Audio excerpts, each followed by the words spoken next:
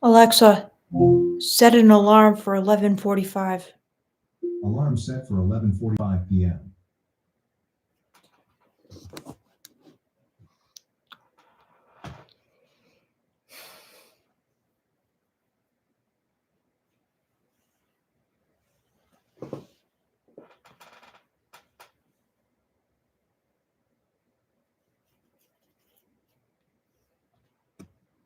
Hello, Sky Miller.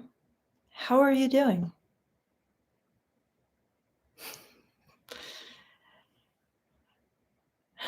Welcome to my life.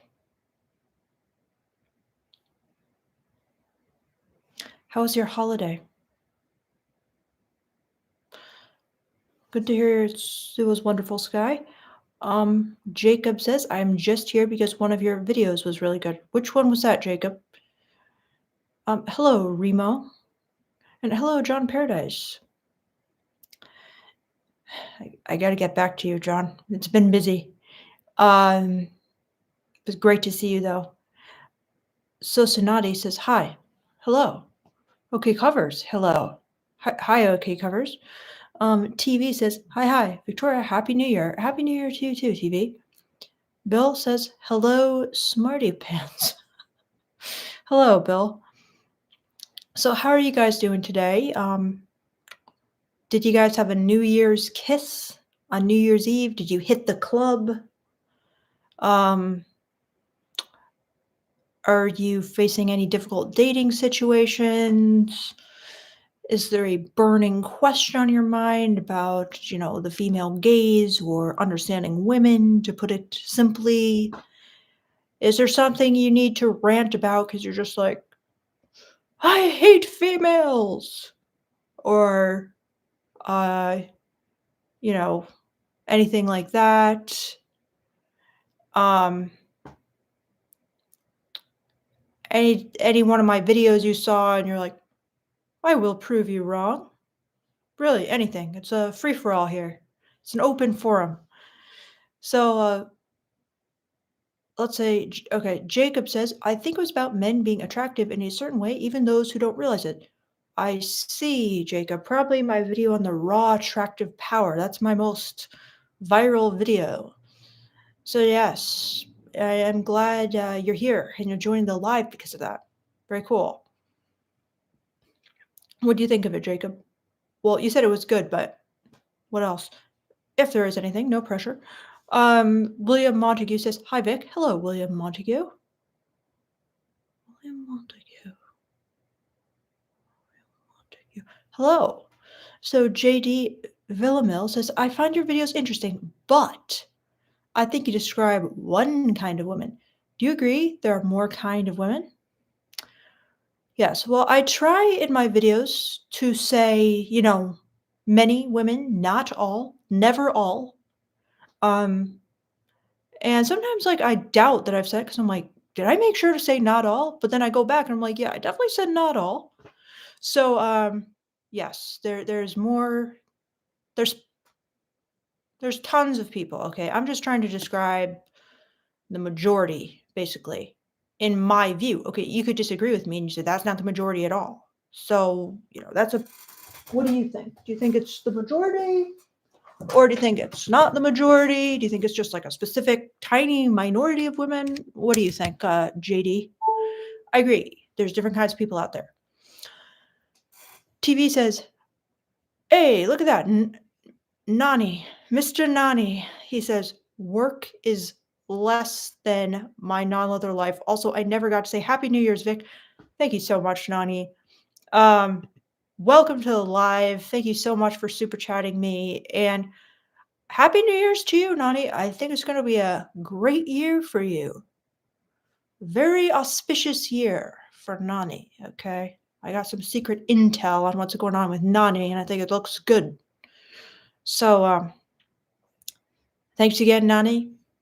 And let us know if you have any updates, questions, comments, whatever. So, Axoner says, any tips for sliding in a girl's DMs? Well, I wish I could spotlight Mr. Nani because he actually has been showing me some shots, and let's just say he's great at it. So maybe he can give you some tips in the chat. Tips in the chat. Hopefully, I didn't just say what I thought I said. Um, Michael the Mullah Solani. Oh well, first of all, let's see. I think I might have skipped some people. So TV says he had a movie date on January 1st. How'd it go? TV. Remo 8. The raw attraction video was a great video. Thank you, Remo 8. Exeter says, oh yeah, get that info from Nani in the chat because he's got some tips. Hedonese says, how's your New Year's? Pretty good, pretty uneventful. I didn't party, unfortunately. I wish I did, but I was at my family, so there's pretty much no clubs around there.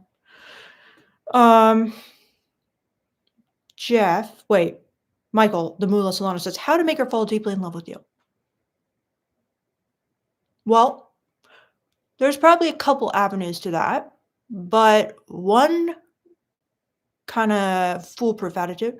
Well, I'm not going to say it's foolproof, but one very good one is to learn how to be exciting, slightly dominant in a safe and consensual way in bed. Okay? Because if she kind of gets like, she knows she can't get it somewhere else, then it's like she has to be kind of deeply in love with you because, let's just say it's a good method to make someone fall deeply in love with you. Okay? I had a consult with someone last night, and let's just say this girl fell deeply in love with him for that reason I'm mentioning. I had Sterling Cooper on my channel. That's his method to making girls fall deeply in love with him. I like to mention this other guy who I talked to, and he had a lot of girls in love with him, it seemed. And let's just say that was one of the many tools in his toolbox. So it's pretty much a foolproof method. Well, I guess I shouldn't say foolproof, but what I mean to say is you can't go wrong with it. Okay. It's definitely a good bet. Let's just say that. But what do you guys think? What are some other ways to make her fall deeply in love with you?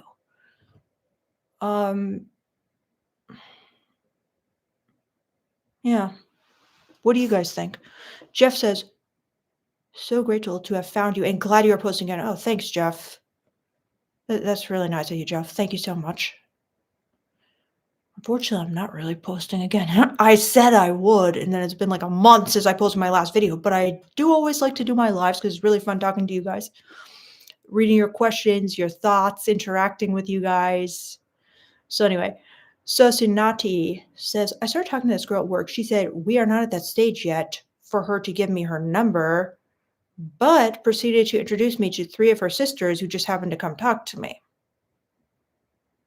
Okay, so you asked for her number, basically, but she said, we're not at the stage yet for her to give me her number, I'm guessing, but proceeded to introduce me to 3 of her sisters. Well, it seems like she likes you. Maybe maybe she just wants to get to know you a little more, feel you out a little more. I mean, if she's introducing you to 3 of her sisters, that's a good sign because if there's some like creepy dude who you don't like, you're not going to introduce him to 3 of your sisters. So it seems like things, just, I don't know if you just like immediately try to get a number, which can work sometimes, but yeah, maybe doesn't seem like she's rejecting you or you're out of the running or she doesn't like you. It seems kind of like a good sign, I'd say. So then Remo A says, does height matter? Well, it's kind of like, if you ask a guy, like, does a girl's weight matter? Okay, like some guys are going to be like, no fat chicks or whatever. Okay. And yet some guys are going to like disregard that depending on, what they want. So as I say with height, it's like some girls, they're very heightist, okay? And there's just like a non-negotiable. They need a guy taller than them, okay? So it's going to matter to some of them, But if she's a very short girl and you're taller than her, I mean, that's a pretty good sign. So it's gonna matter to some people, not to others. In general, girls are pretty heightist, as I always say on this channel, because it makes them feel feminine. However, if you have some kind of like exceptional quality, it can make her not care about height. It can make her disregard height. However, it can be like a disadvantage. Should you give up hope? No, you should not. Okay. First of all, Remo, how tall are you? Because it could be, a wide range of basically, you know, if you're like 5 feet tall, you might have it way harder than someone who's like 5'9". You know what I'm saying? So, yeah. Okay, cover says sometimes I think sex is a yin yang situation where men imagine themselves to be the bigger person, but really she is. We're like children in a candy store having our carnal needs nurtured by her. Very interesting. Okay, cover. So, hmm.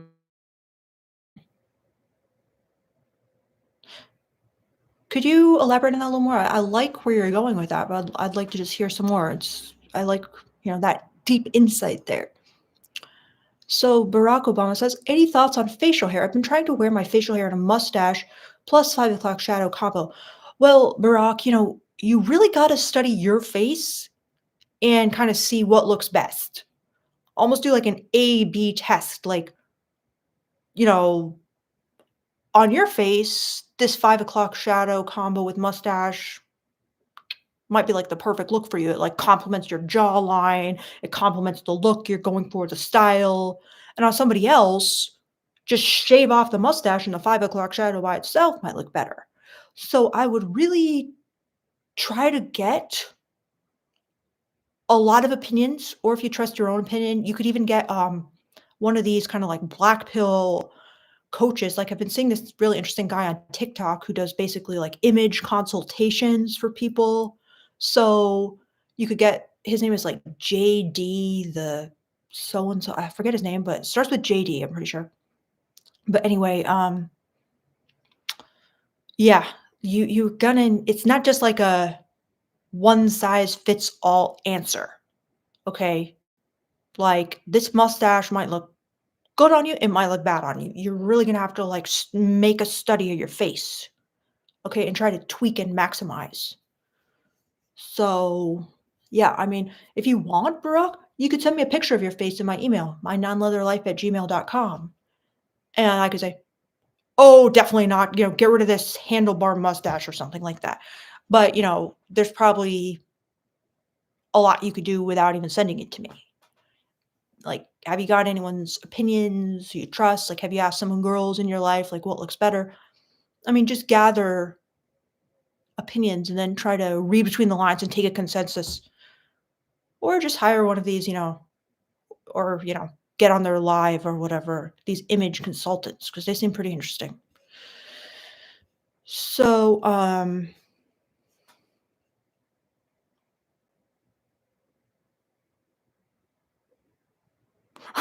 I just saw Beardo speaks. Shout out to Beardo. Thanks for watching my live, Beardo. Hearts, hearts to Beardo. So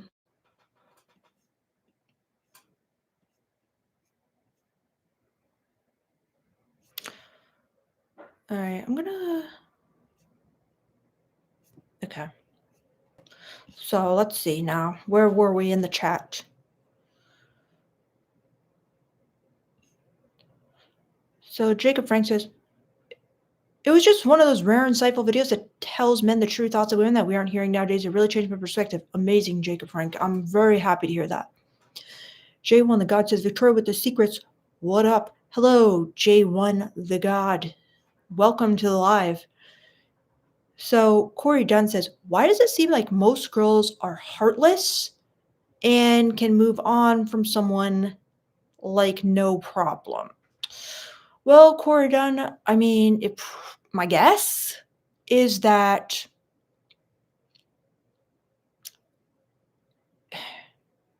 it's kind of like, why does it seem like Harvard is heartless?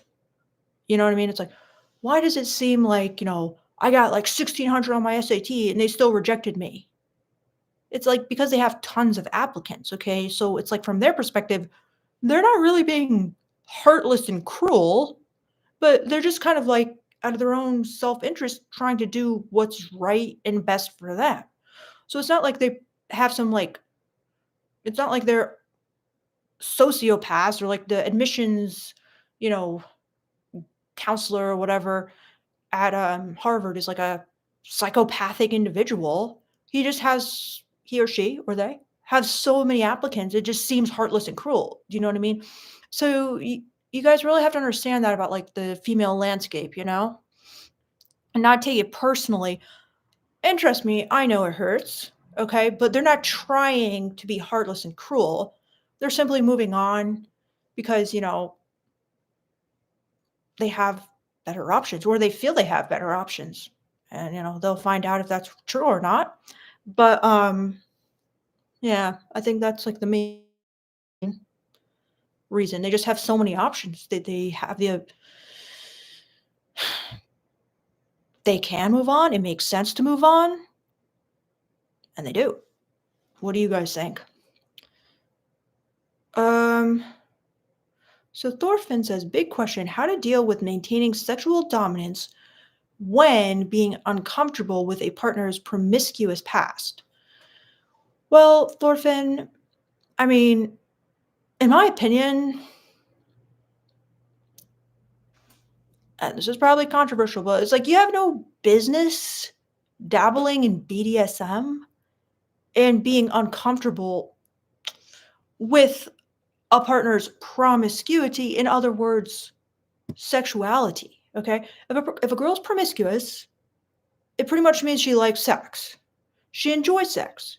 She seeks out sex. And then you're being dominant and she's getting into being submissive. You guys are in like a BDSM relationship and yet you want her to like dislike sex. It's just it's just a little bit of a mind fuck for me because I'm like, if you want to be dominant with a girl, then you want her to like being submissive. And if she likes being submissive, then she likes sex. And if she likes sex, she probably, before she met you, liked sex. And if she liked sex in the past, she was probably driven to find sex. Okay? That's what, like, most guys on my channel would love to do themselves. They would love to have the options, be able to act on them, and be promiscuous.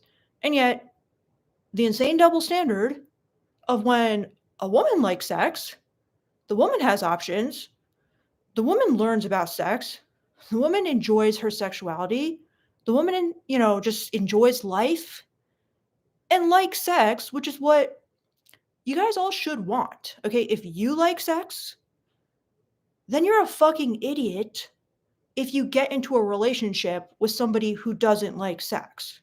Okay, because I'm in all these female Facebook groups talking to all my female friends, women I know.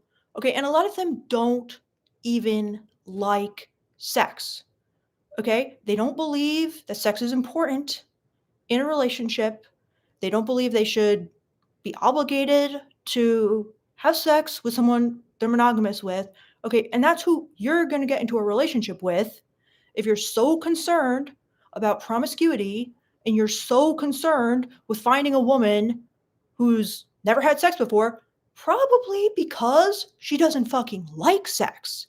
Because for somebody who does like sex, like myself, who has a high sex drive, okay, I was very driven to find sex. Okay, it's like you guys like masturbating all the time at home or whatever. I was like, I need to find sex. I want to go on a date. I want to go on a date so maybe I can find someone to have sex with who's like appropriate and good. So it's very stupid, in my opinion, to focus on virgins.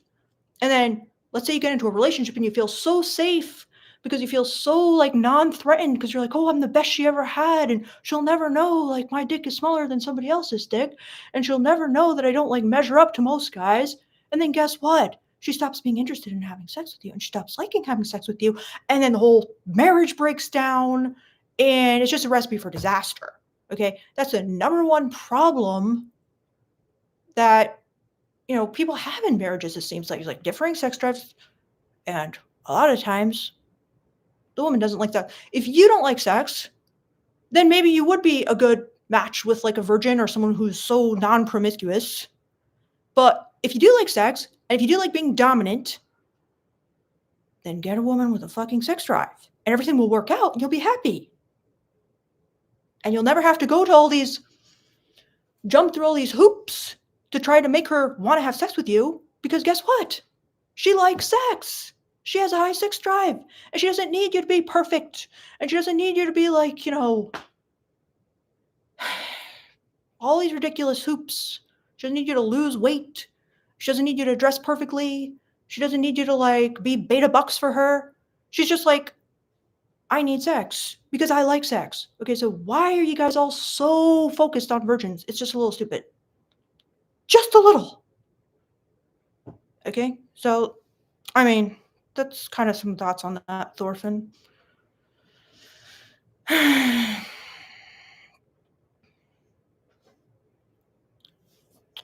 All right, let's see. Hey, Charles Womack. Thank you so much, Charles. Thank you so much for a super chat. I just saw that now, and he says, just wanted to say thank you for all the advice. You are so welcome, Charles. And was there any advice in particular you liked, you hated, you didn't like? Let me know, Charles. And thanks again so much for a super chat.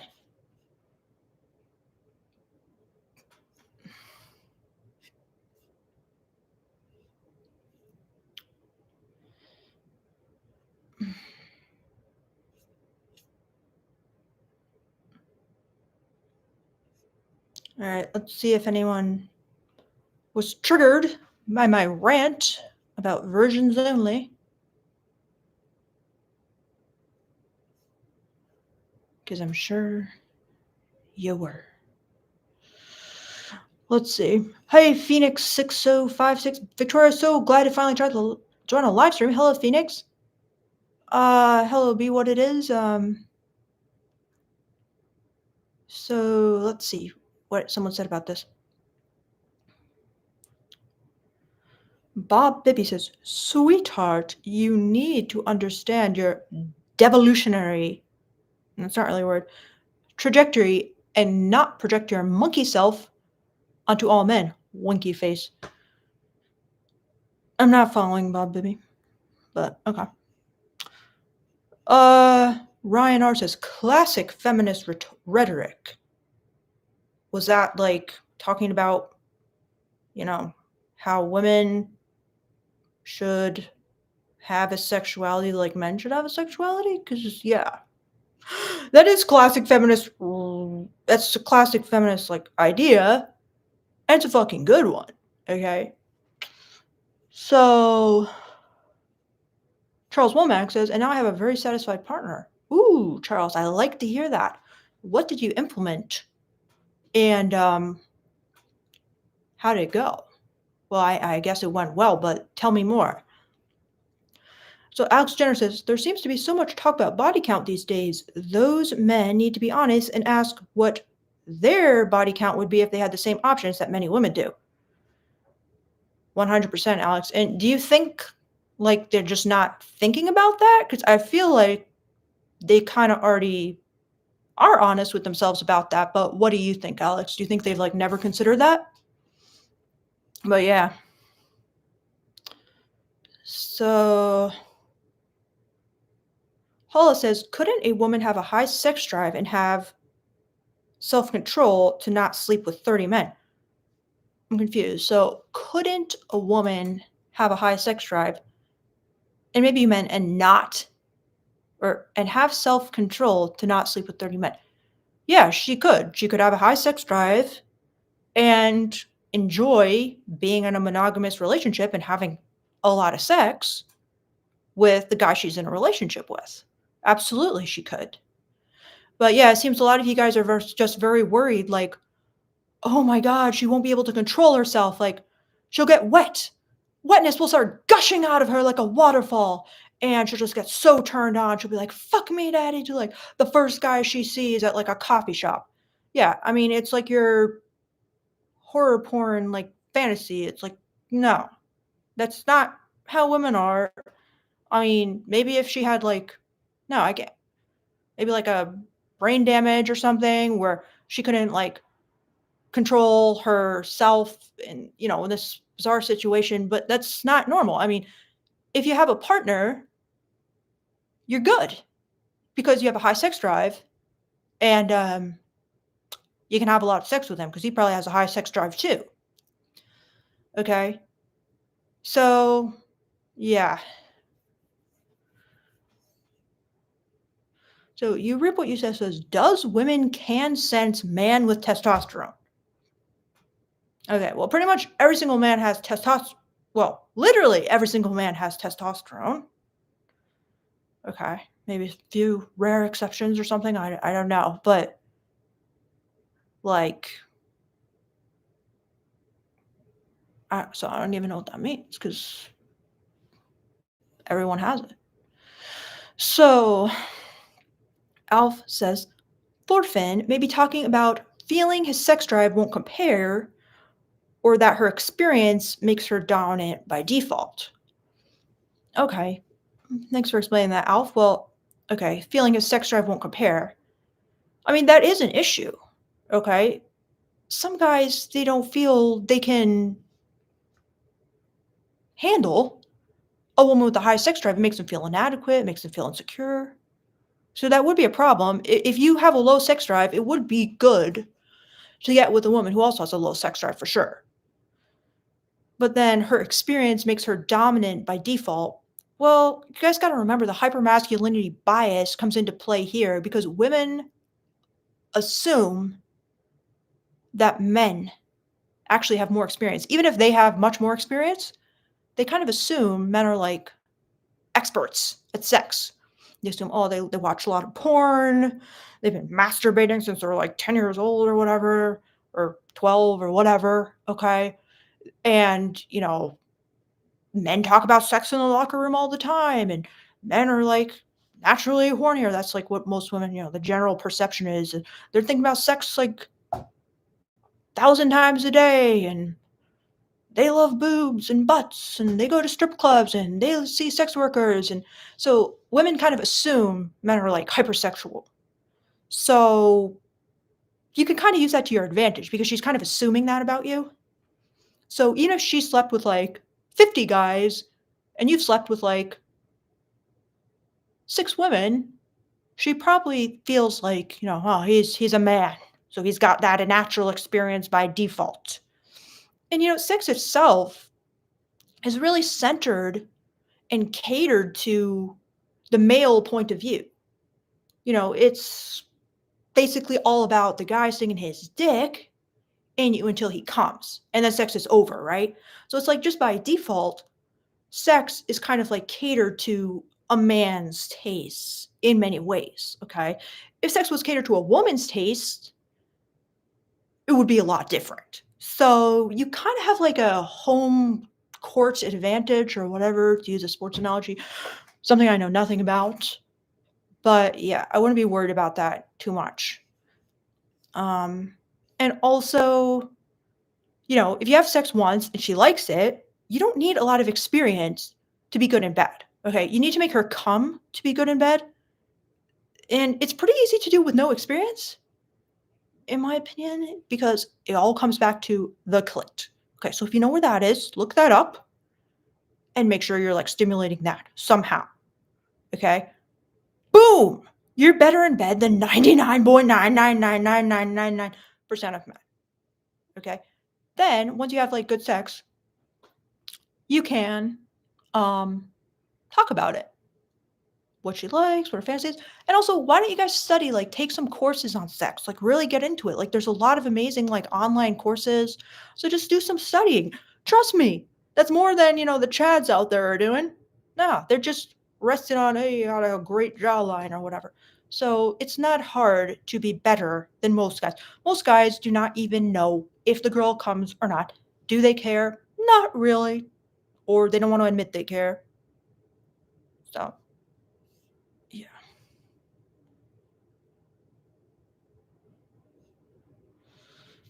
So good days are I don't really could you give me a little more specific with why do men play hard to get and then when you walk away they get upset?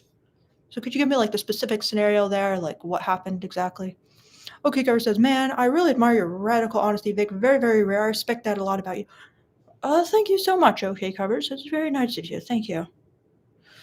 So J1 the God says the virgin slut thing is cap. Just have to put that out there from the male perspective. All right, now I'm gonna have to Google cap because I always forget what it means. I used it wrong with my the other day. Cap meaning, or you guys could just tell me, but I realized I messed up it. Oh no. It said a head covering. Come on now. Oh, cap is another word for a lie. Okay, right. I forgot. So the virgin slut thing is a lie. Just have to put that out there from the okay, J1 the God. Cool. Very cool. Very cool. I agree with you completely. Oh no. Alexa, stop. So oh no. Alexa, stop.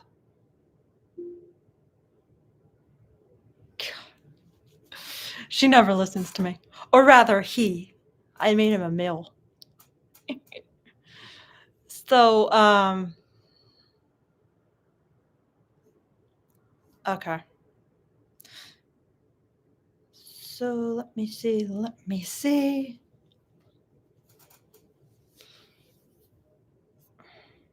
Let me go down to the bottom of the chat just to see what's happening there, so I'm not just way behind everyone.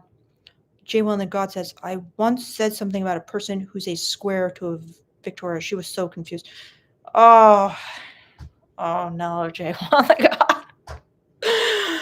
Oh yes, I do remember that. Sad, very sad. Um. Okay. So, just a guy said, that's kind of funny that you have to look up what cap meant. Yeah. It's stupid, right? Hey, Valhalla. Hello. Welcome.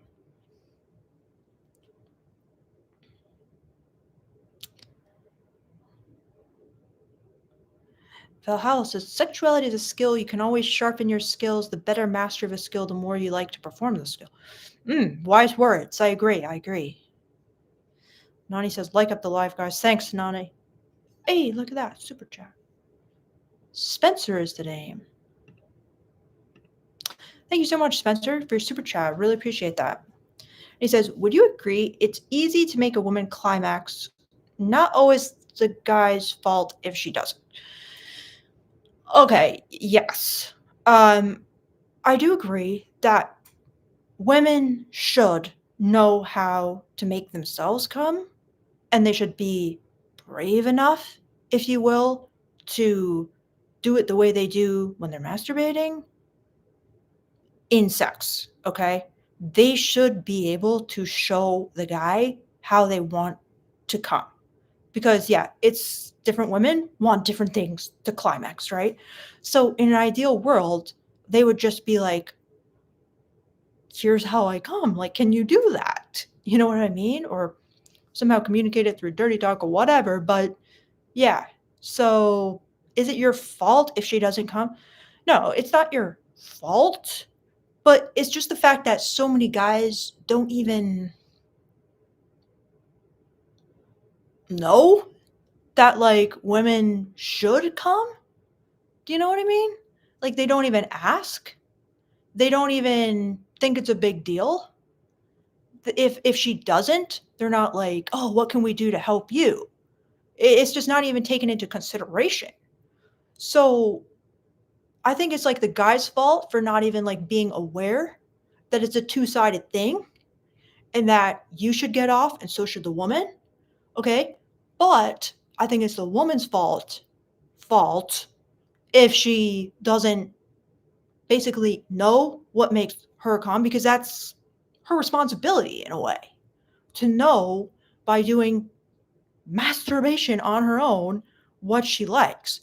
However, female sexuality is such a huge taboo that you kind of can't totally blame women for being confused because you have to be kind of like a rebel as a woman to even explore. And many women have decades of purity culture or just their parents scaring them away from being sexual. And there's so much stuff, in the media. So do I blame them? Not completely, but ideally, yes, they should know what to do. They should be able to tell you what to do. They should be able to communicate that. And if all else fails, and if you can't do it, if it's too hard for you, they should just be like, okay, I'm going to do it. I brought a vibrator. I know how to touch myself. I know what I like to hear. And they could really guide you. So, yeah, I'm not really saying it's your fault. However, if you don't even think that it's important for a woman to come, then it is your fault, in my opinion. Do you know what I mean, Spencer? But yeah, I mean, I don't want to blame guys who try and fail because that's wonderful that you're trying at all, because most guys are not, trust me. Yeah. And again, because sex is so male centric in the sense of it's all about PIV, it's scary for a woman to insist on, well, I need to masturbate. I need to touch myself right now. I need, let's say, a vibrator or something, for some women, okay? Because it's almost seen as masculine. That's almost how women think of it, okay? They think of it's if I'm just super sexual right now, and if I say I need to get my orgasm, I need to come, it's they feel I'm the masculine sexual aggressor, and they're scared because that takes them out of the feminine, passive, innocent, perfect, virginal role, if you will. So they're scared to do it. It takes confidence. It takes guts. It takes, I don't give a fuck what you think. I'm going to get mine no matter what. Okay, that takes a lot for a lot of women. So does that make sense, Spencer, is the name? And what are your thoughts on it? So, yeah. TV. Thank you so much for your super chat, TV. I really appreciate that. It was very nice. And let me know, TV, if I missed a comment or a question from you. Just spam me by copying and pasting it in the chat below. I'll try to see it. But thank you so much for your super chat.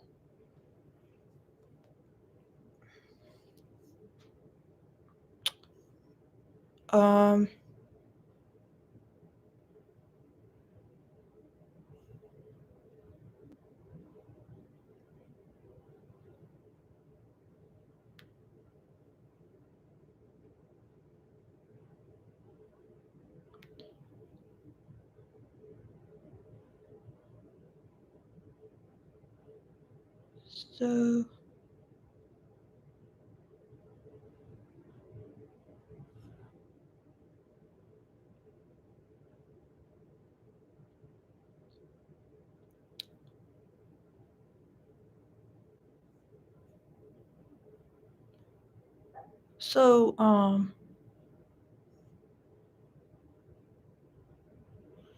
So Leland says, Victoria, Victoria, Victoria, Victoria. How do I find about these chats ahead of time? Unfortunately, Leland, I don't plan them ahead of time. It's just when I have time and I just pop on. You know what I mean? So, yes, apologize for that.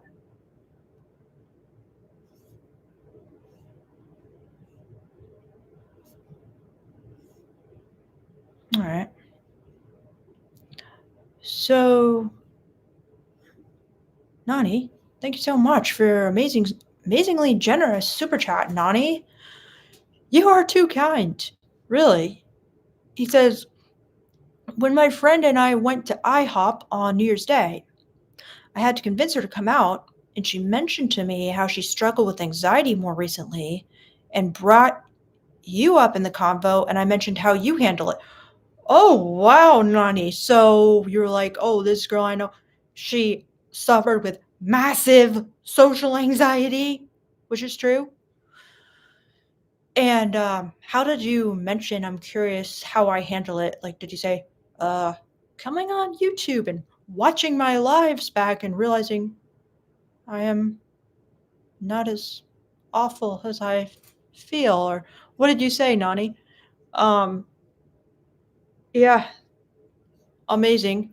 And I love that you convinced this girl to come out with you through female gaze mastery. Amazing. Wonderful. Um, yeah, tell me more. So, Cyber LA says, here comes Beardo. I wish. I think he's asleep or something. J1 the God says, damn, Nani is the local sugar daddy in here. Absolutely. He is my sugar daddy. Indeed. Really. So, Nani says, I just said one of my homegirls I know is very confident for herself as she struggled with anxiety, so it's okay you feel like that. Oh, that's really nice. That's very nice. Very good accepting statement. That's a really nice way, in my opinion, to talk to someone with anxiety, not like, just very accepting, like, yeah, it's fine. Amazing. Spencer's the name says, we love promiscuous women, though. Why do I feel a Trump impression welling up inside of me? I love that you love that, Spencer is the name.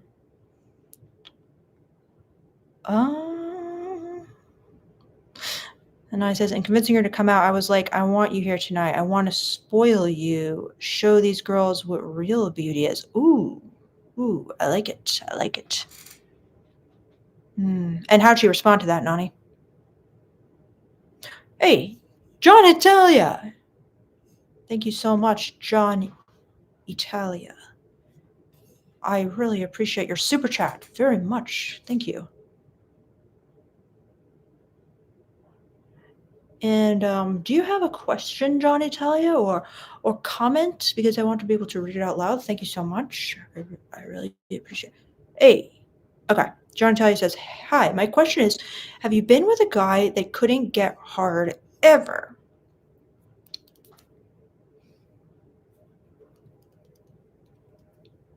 Well, I was only with one guy who had issues with it a little bit. So, yeah. I didn't reject him for that reason, though. What I rejected him for was the fact that he never ever complimented me, basically.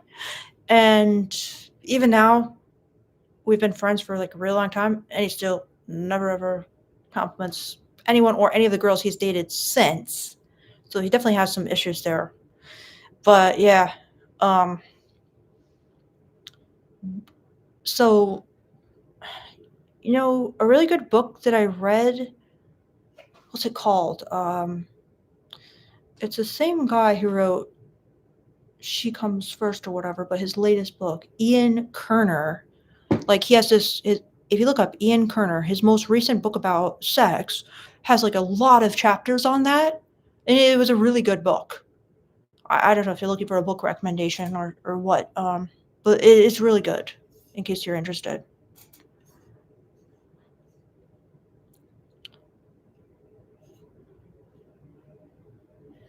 And you know what, John, I tell you, I don't know if this is like something that's a good thing to say or not, but so many women out there, they really struggle with sexual pain, and some women would almost like die for a guy who penetration wasn't like his thing, you know?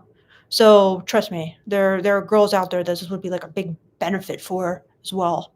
I was just talking to one over the break. But yeah, check out this book. I'll write his name in the chat. Ian Kerner, his latest.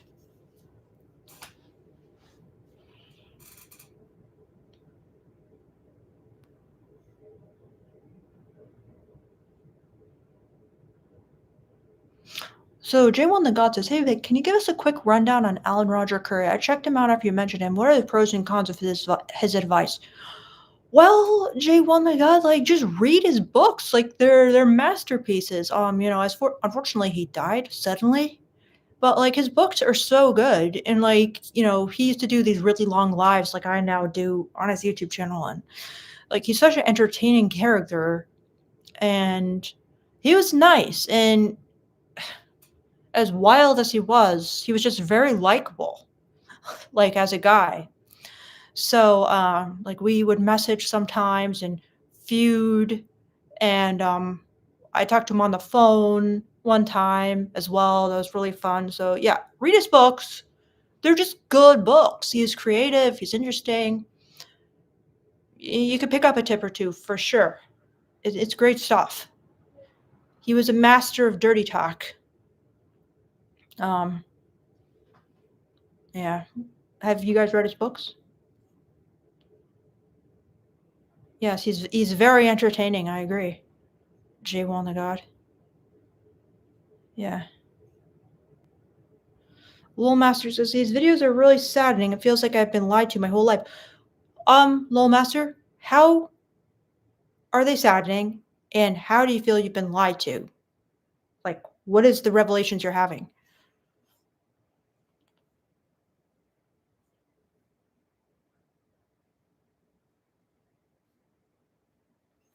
Antonio says thoughts on Homath.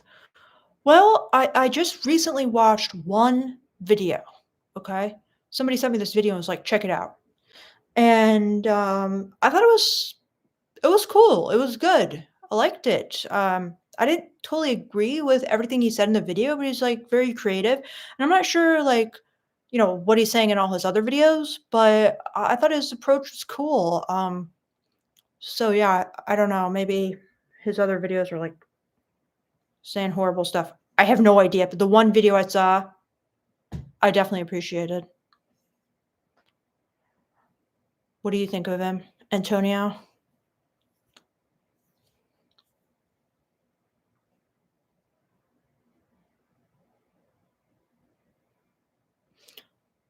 Yeah, J1 the God says I tend to mix it up though between female gaze techniques and the hard method mode 1 approach. Yeah, I mean, I think it's good to have like a range of tools in your pocket for sure. Like both are powerful, you know? So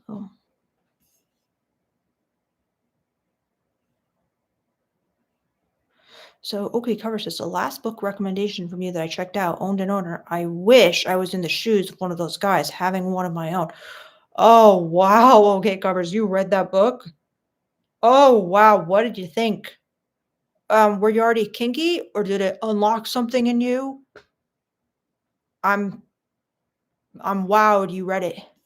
It's an intense book, is it not? What were your thoughts?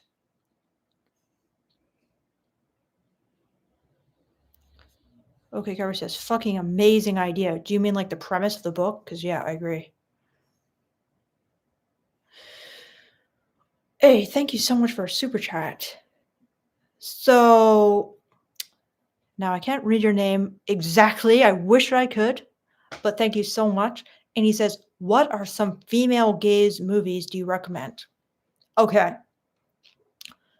Well, I think a classic female gaze movie, and if you've been on my channel, you might have heard me say this before, but I'm like, there's really no more like universally loved female gaze movie than this, in my opinion. Okay. This is like an all time classic, Dirty Dancing. Okay. And Patrick Swayze in that movie is a master of the female gaze. Like, I think in life, he was almost a master of the female gaze because it's like he just combines alpha in love so well. Like, he combines like that rough masculinity part with kind of like the gentle, tender female gaze part, which is what I think makes that movie so like crack to women. Because like even his character in the movie is kind of like that perfect female gaze like hero.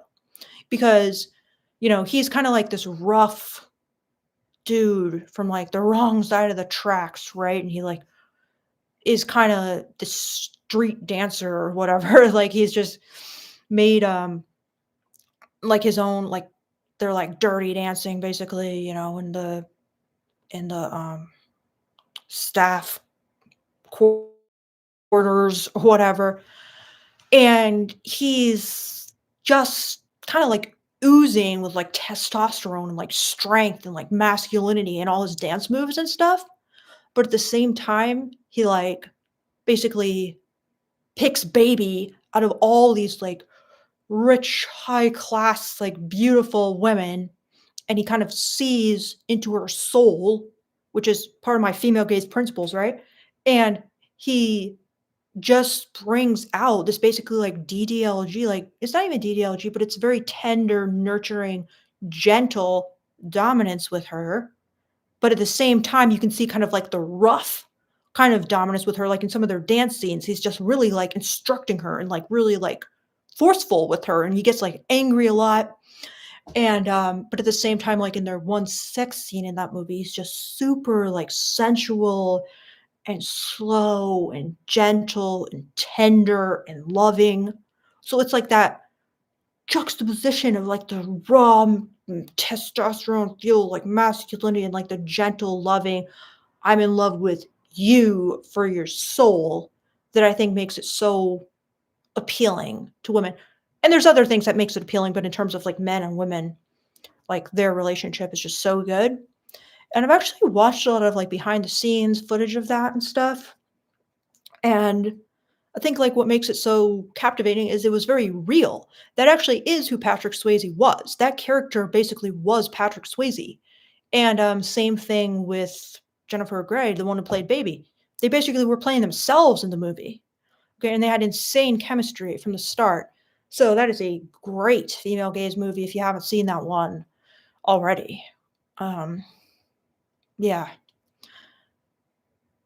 Another perfect female gaze movie is The Princess Bride. If you haven't seen that one, Wesley is kind of like the epitome of a man that women would be attracted to in so many ways. I mean, he's the strongest, he's the smartest, and he's the most athletic. Okay. And he's experienced enough with women to have the perfect one liners and perfect confidence with women. So he's basically like what a guy who has studied pickup for many, many years like could become. So that is another freaking amazing female gaze movie. So what do you guys think about that one? And let me hey, I'm missing some super chats here. So what do you think about that? Um okay, Spencer is the name. Thank you so much, Spencer is the name for your chat, for your super chat. Once again. And he says, how to ask a girl to hook up. Okay, Spencer is the name.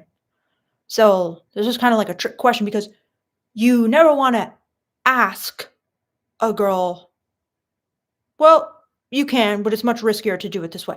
You don't want to necessarily straight up ask a girl to hook up. Like every single day in these female gaze groups, sorry, in these female groups, saying female gaze too much, I see women laughing at guys who are basically asking women straight up to hook up, like, hello, would you like to come over for a, you know, for a hookup session like this Friday night? I will make sure that you have a great orgasm.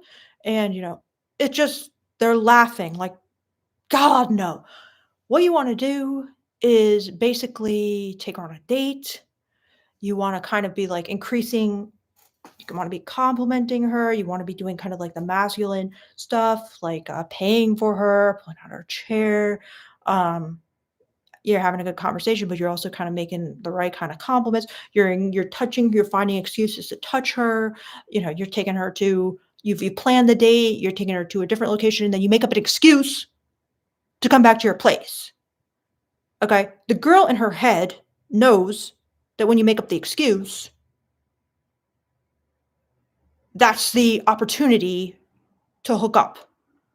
Okay. But she hasn't signed on the dotted line. I will jump on your dick as soon as we get back to the house. No.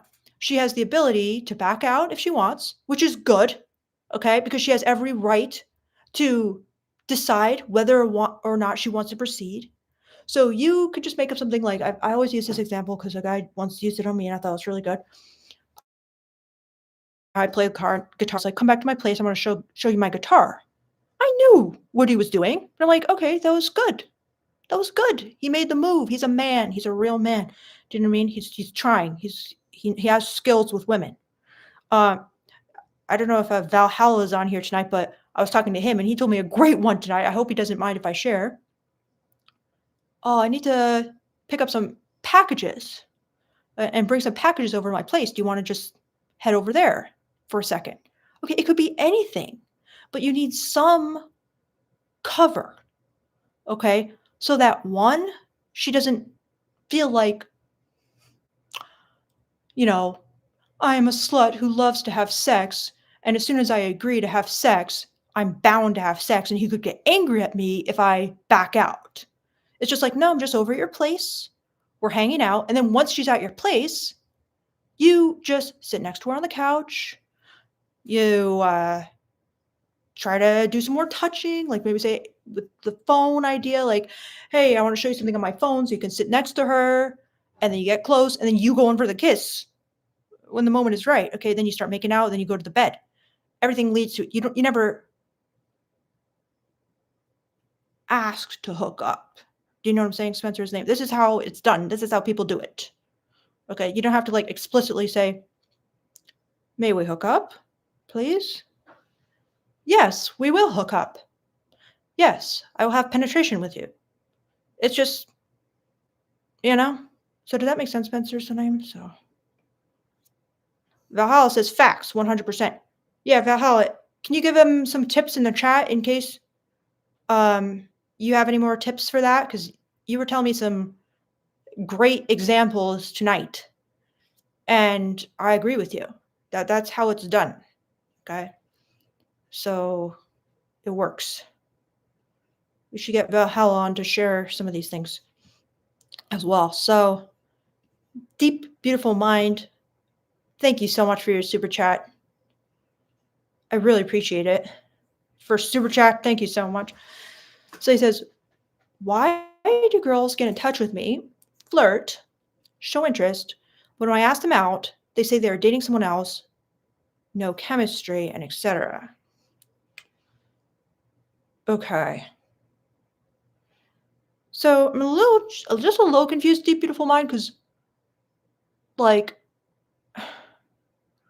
so basically it seems like you're kind of friends with these girls and they're flirting and showing interest, but then you, like, specifically ask them out and they're like, oh, I'm dating someone. But then what was this no chemistry, etc. part? Do they have no chemistry with the guy they're dating or with you? Because, I mean, if they're saying they have no chemistry with you, that's some mistakes you're making then to ruin the chemistry. But, I mean, you could just be flirting with girls who have boyfriends. In that case, I would probably try asking them sooner if they're dating if they have a boyfriend or not. Then you won't waste all your time with someone who has a boyfriend. And like a lot of guys, they seem to kind of assume that if the girl says, "Oh, I have a boyfriend," like she's lying, which was very shocking to me because I mean, if she's attractive, she's probably dating someone. And you guys only like attractive girls for the most part, so it's kind of a no-brainer, but tell me a little bit more about that deep, beautiful mind because I'm not sure if I got it perfect, but I appreciate your super chat. So, Freedom Fox 1, thank you so much for your super chat. So he says, you suggested complimenting during dates. What's the right way to go about that? Okay. So I know this is a controversial topic. I know a lot of people have different opinions about it. Okay. But I'm just going to tell you from my perspective, my thoughts about it. Okay. So when I was dating all the time, if the guy didn't compliment me during the date, there was basically no chemistry happening. I mean, what are you doing? You're just talking about Like, where have you traveled? How many brothers and sisters do you have? What do you do for work? What do you like to do in the city? What do you like to do for fun? Where's the chemistry in that? Where is the romance in that? There's nothing. Okay. You do that with your friends. Oh, yeah, yeah, like work's been hard or whatever. Like, did you have a good holiday? Yeah, yeah, it was good. It was good. Just boring small talk. Okay. So you need compliments on the date to show that this is a romantic encounter and that you're attracted to her. Okay. And a lot of guys they try to do it in a very like lukewarm way because I think they feel insecure about complimenting because of everything that's out there. Like, never compliment a woman, you do it and it's over for you. Well, watch shows like The Bachelor, F Boy Island, Temptation Island, all these shows where there are very high level people who look like models, who are literally models, okay, who've got the 8 pack, who've got the 10 pack, who, as my friend Philosophy Junkie says, are extremely high level looks maxers, okay? And they're at the top of their game, okay? They're tens. That's why they're picked for the show out of many different, applicants. And see if they compliment, because they do. Okay, so that can show you if you watch their game in these dating shows, you will see they compliment too. So, just a good compliment is just like, you look beautiful tonight. That is a good one, okay? It's not like, fair lady, your beauty doth shine like the sun or whatever. It's just, you look beautiful tonight. That's just like a generic one, but it's very good. Okay, it's a good thing to say to her, like right away. And you say it in like a casual, calm way. Just like, yeah, I compliment women all the time. Like it's no big deal. It's not like, oh no, am I a simp now? Does she think I'm simping? No. You're not scared to compliment a woman. You're not scared to express your feelings about a woman. Okay. So you just be like something like that. I always say this one because it works. Okay.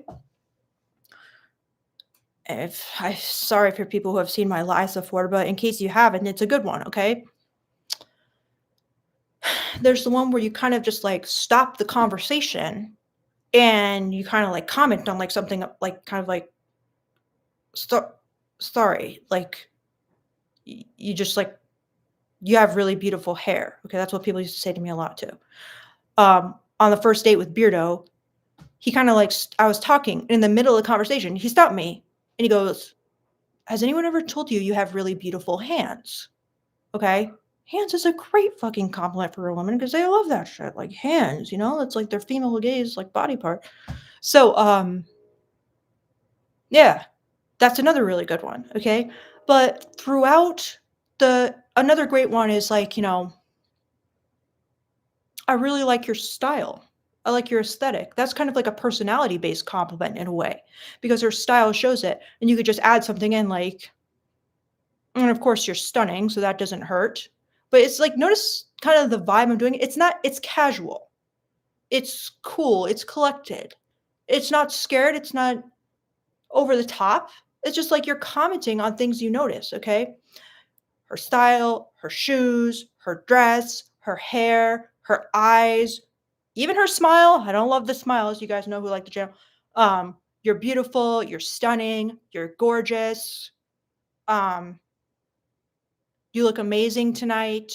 These are all like the right level of compliments, in my opinion. Okay. A lot of guys, they try to water it down so much, like, hey, you look cute or something. Cute. It's horrible. It's such a fucking lukewarm compliment. Like, so these are good ones. Okay. And trust me, they're better than you look cute tonight or you look good, even. It's not very good, in my opinion. Okay. So, yeah. Um, it's a good way to create attraction. What do you guys think? Because I bet there's some good guys, there's some good complimenters in the chat here, um, and they could give some advice as well. So, yeah, see, here we go with Alien Travel saying, don't acknowledge her beauty. It's coming from such a weak place, Alien Traveler. And I'm not saying you're weak or anything, but I'm just saying the idea that you should never compliment a woman, you should never acknowledge her beauty, you're already coming from like a position of insecurity. Do you know what I mean? Like, the second I acknowledge her beauty, that's the second she realized that I'm like 5 points below her on the objective attractiveness scale or whatever, and then she'll dump me. It's just not a good view to have, okay? I don't like it personally. So, Valhalla says, "Don't self-deprecate when giving compliments." Like, can you give us an example of that, Valhalla? 'Cause I agree.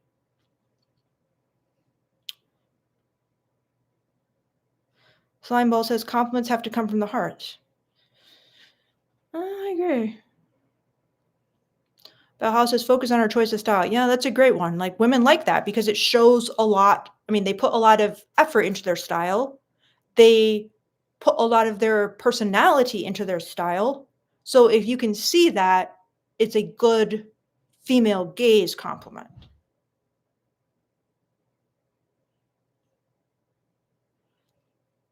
Conrad Vibe says, "Start by complimenting something other than her looks." Like, what would you compliment Conrad on? I'm not saying that's bad advice. It could be good.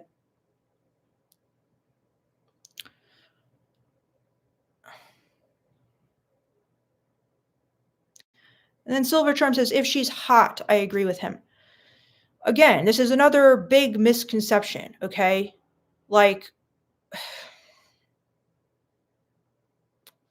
it's very stupid. What? Do as you wish. Okay. Leland Belfort, thank you so much for a super chat. He says, "Victoria, I'm interested in college educated intellectual women. Any special advice for this type of lady?" Um,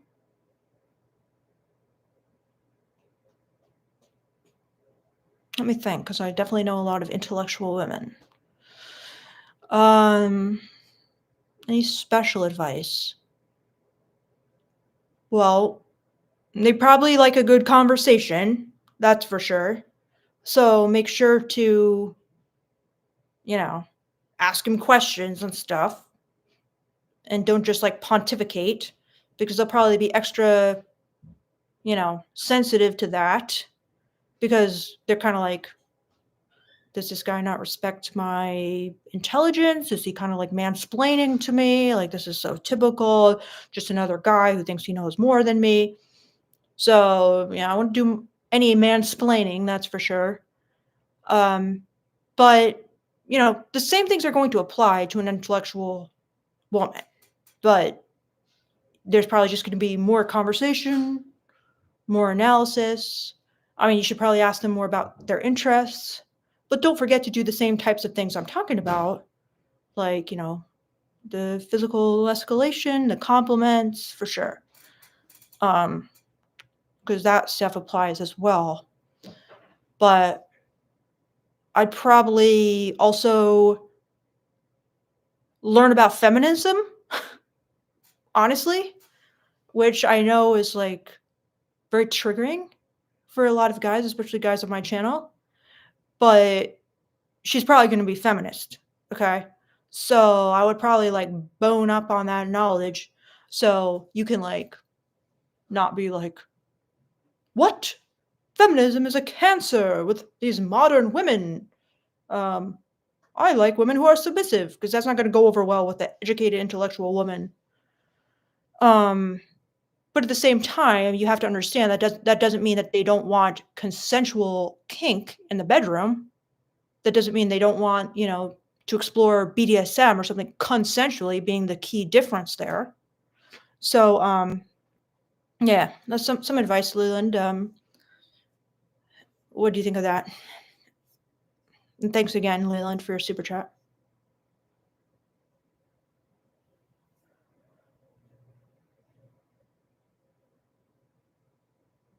Valhalla gives an example of like a self-deprecating compliment. Yeah, this is a great example, Valhalla.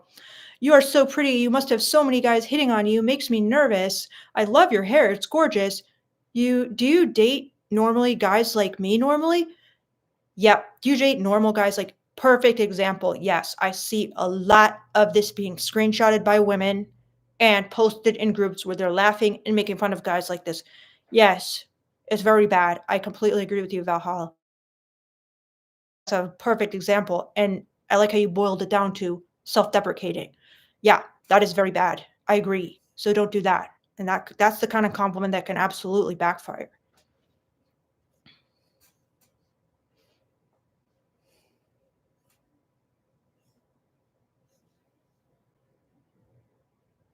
John Paradise says, "Is I love your hair too weak or okay?"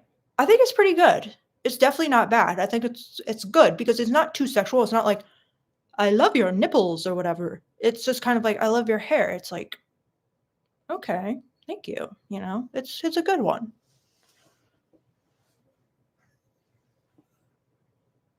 John Paradise says, "What about you are so bewitching?"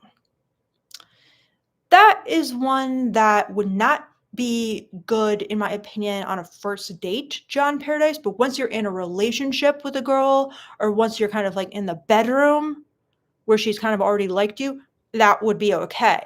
But that's just a little too how do I put this? It's a little too, like, Shakespearean, I mean, it's a little too, like, "Milady tips fedora." Do you know what I mean? So I'll stick to kind of more like straight up simple ones without just going too overboard, where it's almost like you're trying to people please her. You know what I mean? But I mean, it could probably be said in a good way, but it's just bordering a little on overly flowery language. Do you know what I mean? But like once you're making out and things are hot and heavy, it's probably going to come off fine. You know? J1 the God says, if you said that bewitching thing at the right moment, it could be fiery. I agree, J1 the God, yeah.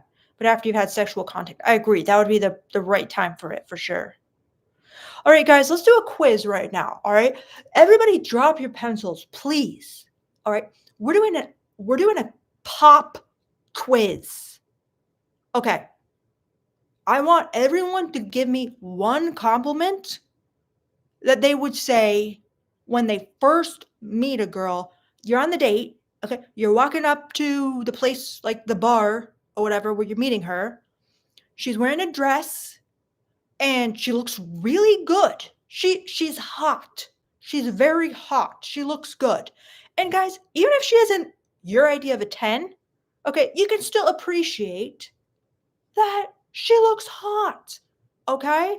She's a good-looking girl. Whether she's perfect or not, she's a beautiful woman. Okay? So, everybody give me the compliment that you're going to say when you see her, or if you don't give her any compliment, you just write I will say nothing. Okay? Ready, go. Get your compliments in, everybody.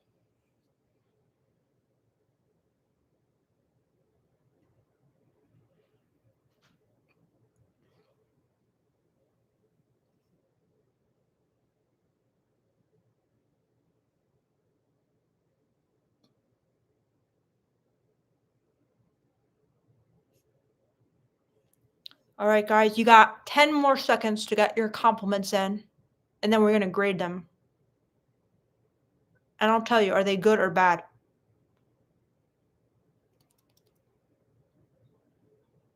All right, be real, guys. What will you say? What will you say? She's hot. Oh, wait. She's actually a 5.7. She just looks like an average woman. Oh, no. Do you compliment her? You see her. What do you say? Okay. She looks like a fucking 10. She's a supermodel. She's standing right in front of you and she's got really big breasts. Oh my god. What do you say? Do you say, "Oh, my lady, I love your bobbies. Wonderful, milady. May I kiss them?" Is that what you say?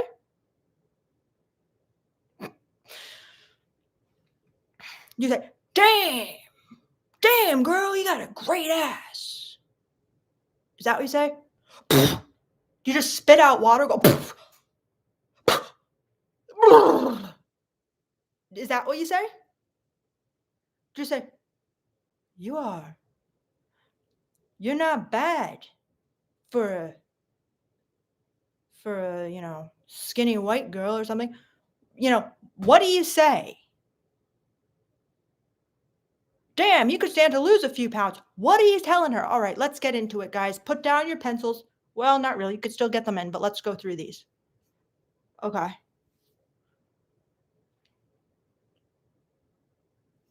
All right, let's get to your compliments. All right, here we go. First compliment.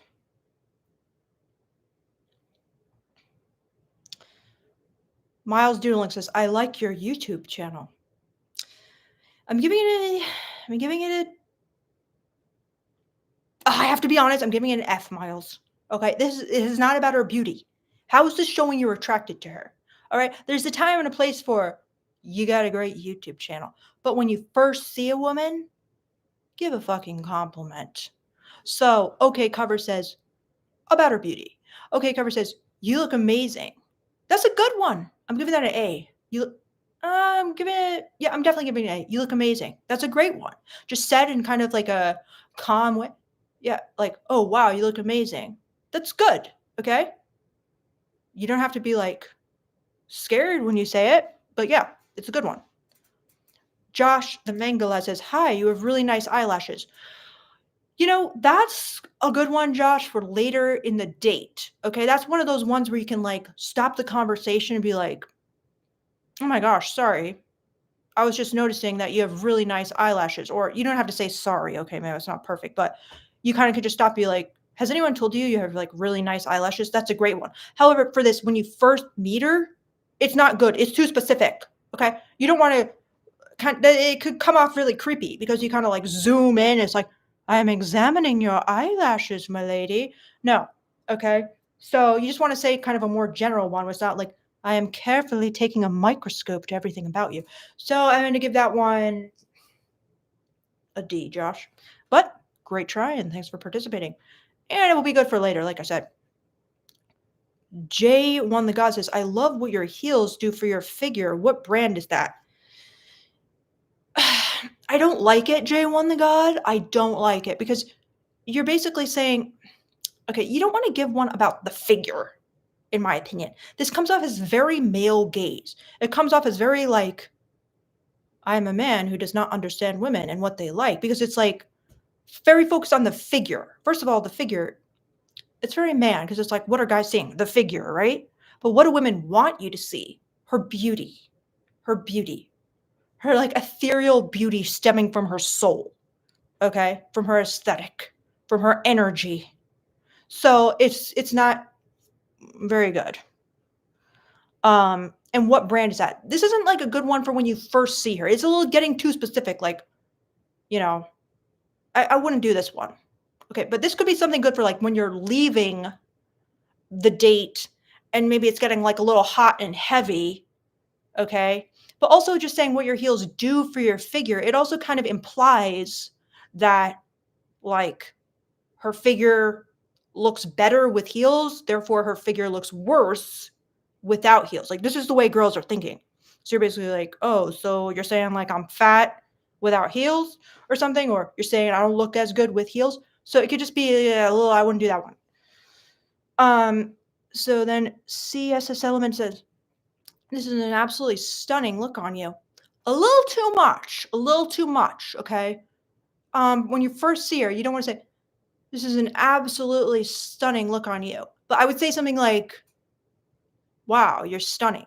That could be fine, but you don't want to overdo it, okay? It's even a little overdo it, but just like, I think that would be kind of better for like the middle of the date, like even the wow, you're stunning, okay? But this is an absolutely stunning look on you. It's a little over the top, but just you're stunning is good, okay? So then Slimeball says, your outfit is captivating. Again, this is a little too milady tips fedora, okay? Your outfit is captivating, milady. Try to keep it in like modern speech.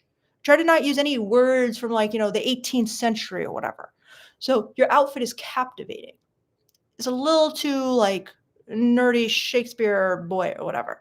So I don't like it, but you're on the right track. So Dada says, your hair looks terrible. Dada, I actually want you to try that out and see how it goes, okay? Because you will learn real quick. It'll actually be pretty interesting and report back. Mark T says, no free validation. And how's that working out for you, Mark? Let's be real. Nani says, "You're hypnotizing me so effortlessly right now. How do you do it?" Now, I like this, Nani, but I feel like this would be better for somebody you actually know. If you don't know this girl, if this is your first date, it will come off a little too strong. I like this. "You're hypnotizing me so effortlessly right now." That would be better for the middle of the date, though, where she actually has a chance to have hypnotized you. Do you know what I mean? But the situation where I'm picturing where she's just standing kind of at the bar and you're like meeting her for the first time, or like you just sit down before you've talked, that would kind of come on a little too strong because it's like she hasn't even got a chance to hypnotize you, you know?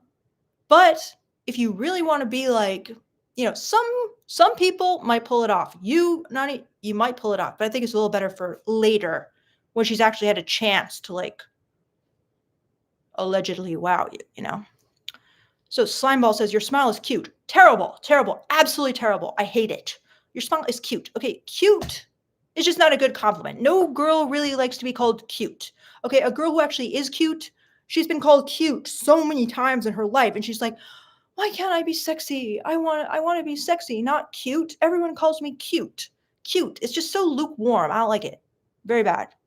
Silver Charm says, "Say nothing.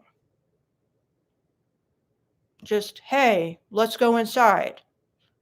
I mean, it's fine. It's better than like a horrible compliment, but it's not very good. Okay, Cover says, "That dress is a success." That dress is a success.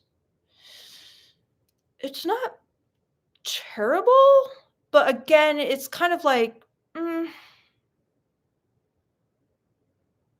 I would save that for later in the date as well.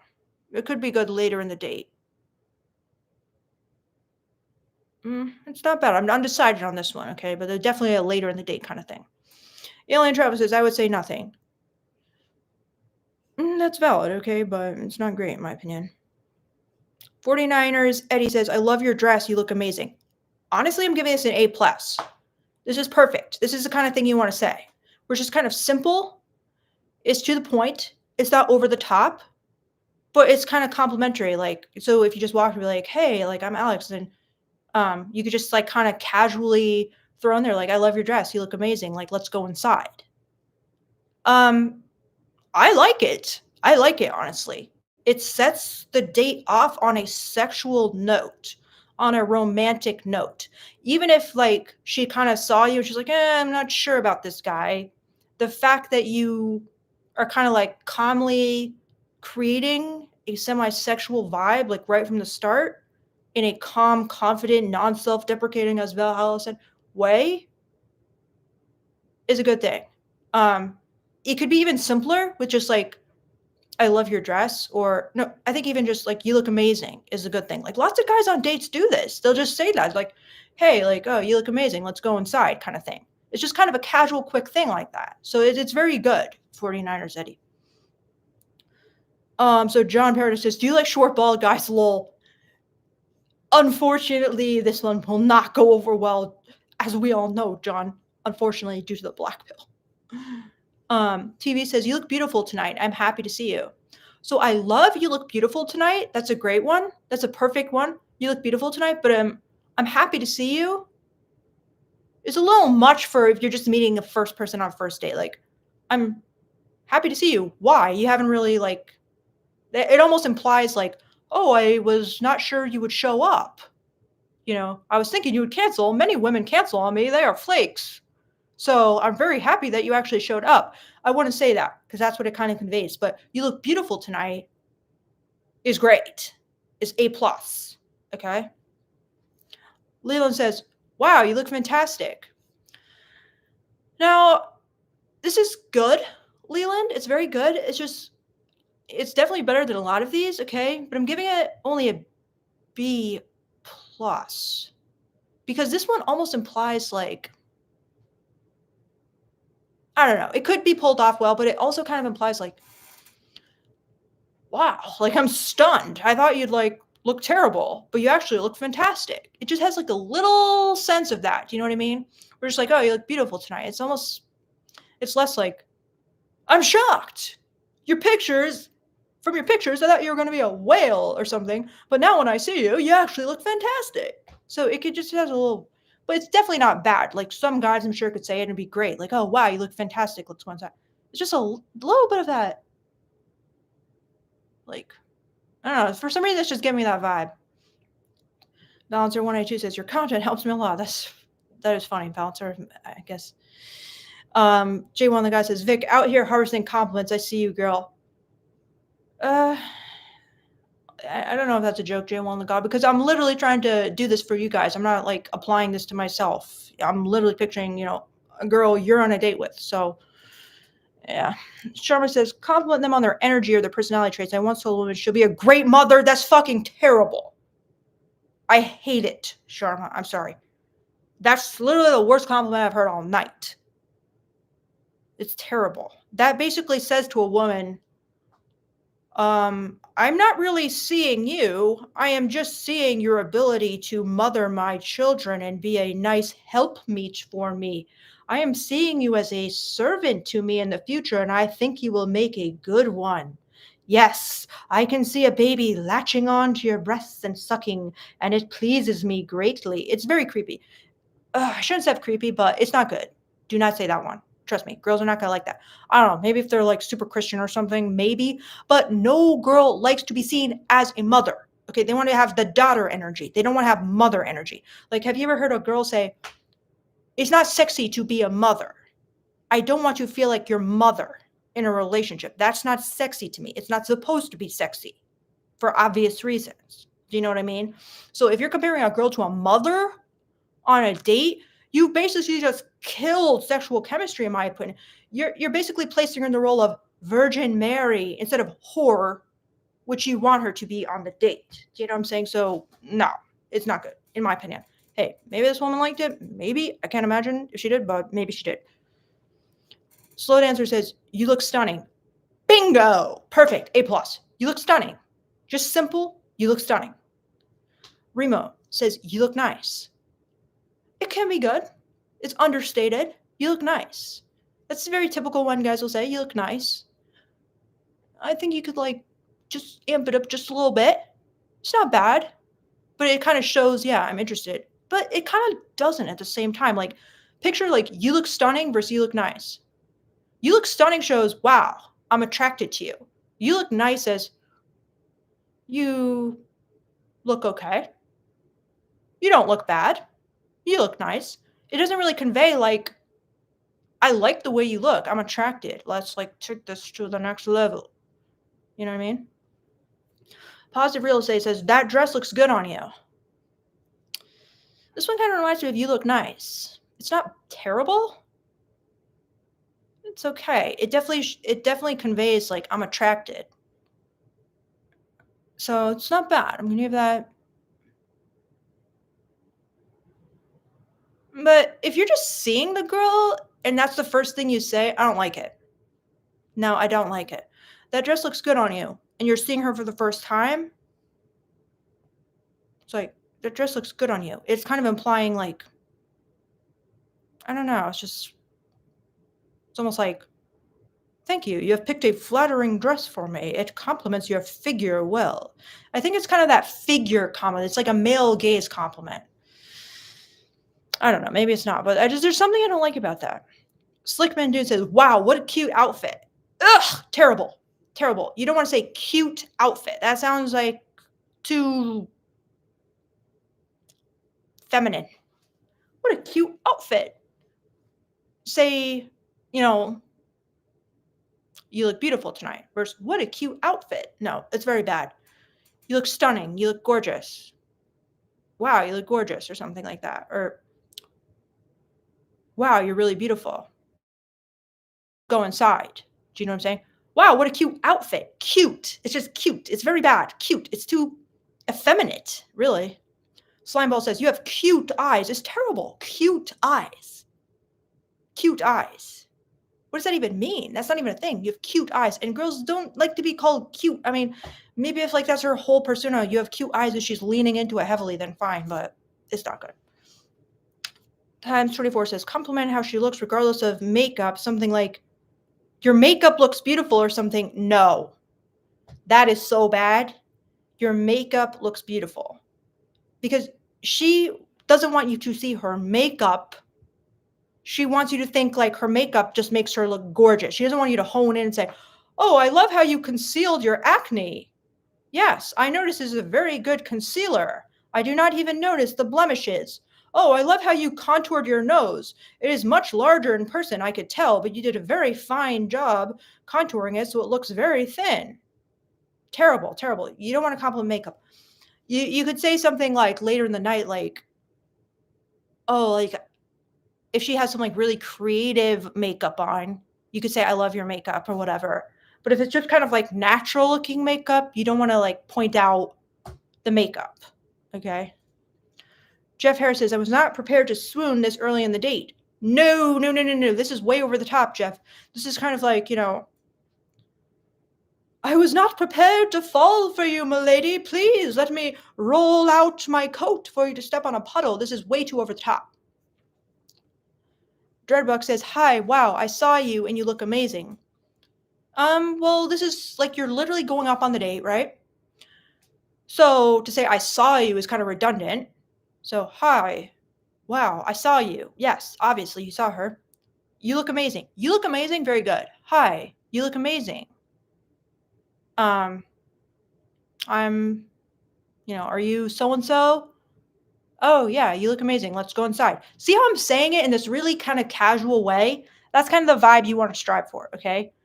Now, so then AJ says, "How can you be effortlessly so pretty?" Now, this is a good compliment, AJ, but it's better for later in the date. This is not like a first, like, think of the runway for compliments, right? This is not like a first step on the runway compliment.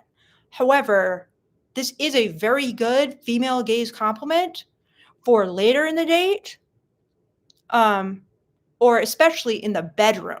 This is a wonderful one for the bedroom. "How are you so effortlessly pretty?" Okay, my boyfriend says stuff like that to me all the time. It's great. That's perfect, like female gaze crack. Okay, because that's what they want to be. They want to be naturally beautiful. Okay. Um. So Zitro11 says, "I like that match between your dress and your lipstick." No, very bad. Now, when I talk about aesthetic, when you're complimenting their style, it's not something like this. Like "I enjoy how the color between your lipstick and dress match." This is a very like man trying to comment on fashion kind of compliment. Okay. No, you wanna say something like, "Oh, I love this, like, witchy goddess aesthetic you're giving right now." That's actually a good comment because then she'd be like, "Oh, really? Like, you noticed. Cool." Okay? You wouldn't wanna say that right from the start, but, like, in the date when you're talking, that would be a good compliment, like, basically, you're picking up the style they're putting down.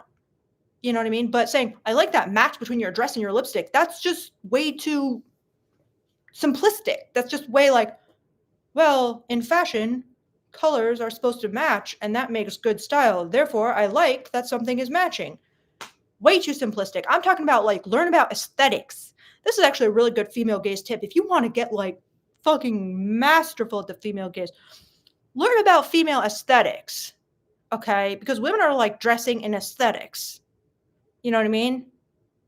Clean girl aesthetic, coquette aesthetic, um, dark academia aesthetic. Like if some guy was like, "Oh, I love this like dark academia vibe you have going on," I'd be like, "My mind is fucking blown. I love you." Okay, that's some game right there. I'll have to like think about that more, but check out the different aesthetics so you can kind of comment on that and not just like, "I enjoy how your heels make your butt look big," or whatever. That's very like male gaze thinking. So then Brian Worth says, "You smell way better than the last chick I was with." Terrible, Brian, but I'm assuming it's a joke. San Jose says, "I would greet her first and say, 'You look beautiful tonight,' and change the subject." Perfect! San Jose, wonderful, wonderful, exactly. Changing the subject after that is a really good tip. That's exactly what you want to do. And that's kind of what I was saying, you know, um, with kind of like the "let's go inside." It's like just kind of you throw it out like it's nothing and you go inside. Like your mind's already off it. You're not like, "Oh my gosh, did I come off like too much of a simp?" No. So Teammate says, you answer any personal questions like experience, could use an opinion. I do $60 consultations. If you just email me at MyNonLeatherLife, we can do like a full-on Zoom session. And I can answer like any personal questions you want if you want my opinion on it. So yeah, absolutely. Phoenix says, your eyes are very pretty. Works for me all the time.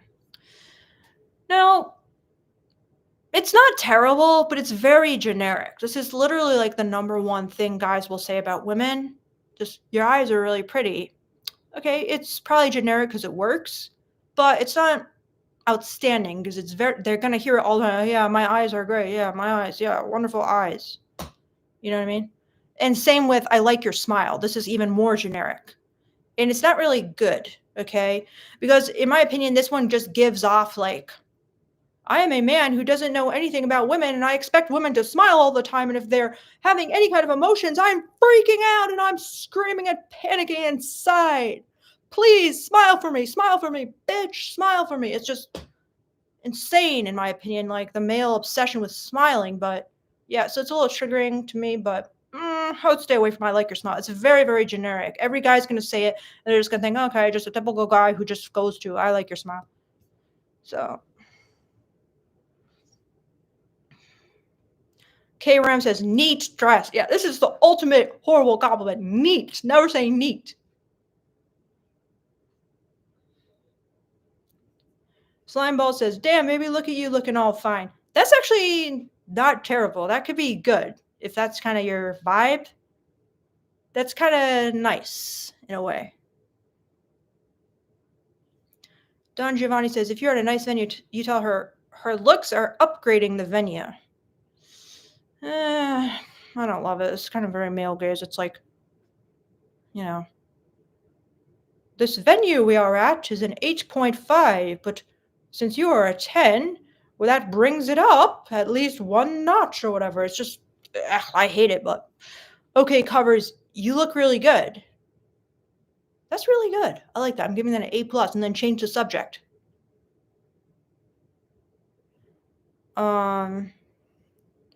Alien Traveler, Milady tips Fedora. Exactly. Benny says, never compliment women on appearances. Well, if you're doing some of the compliments that I've gone through in this live, then yeah, don't do it because it's terrible. But if you're doing the good ones I've said, then do it. It's great. Sharma says, say that she's really caring. No, this is terrible. You don't want to say that, especially not when you first meet the woman, okay? How would you even know she's caring? Grego says, you look like someone I should know. Could be okay. Could be okay for someone you first met. Okay, Kara says, damn, you. Okay, I can't even do it. Damn, I can't even do it. Okay, Kara, so why should I even try? Damn, you're so fine. I drink your bathwater with a straw. Exactly. Don't do that. Alien, hey, Ma. Don't do it. So Crazy says, say nothing. Uh-oh.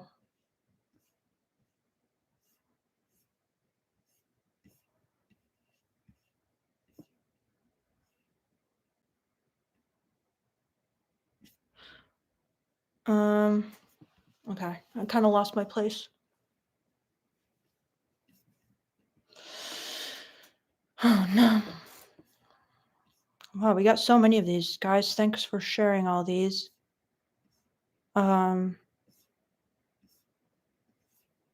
there's so many compliments in here. Oh, my God.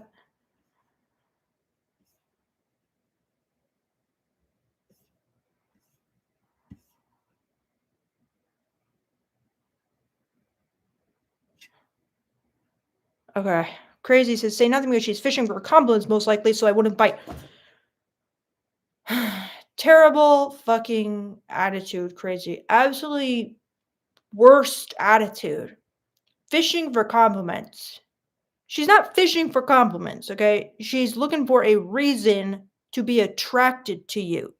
She's looking for a reason to feel any type of sexual attraction to you, a stranger.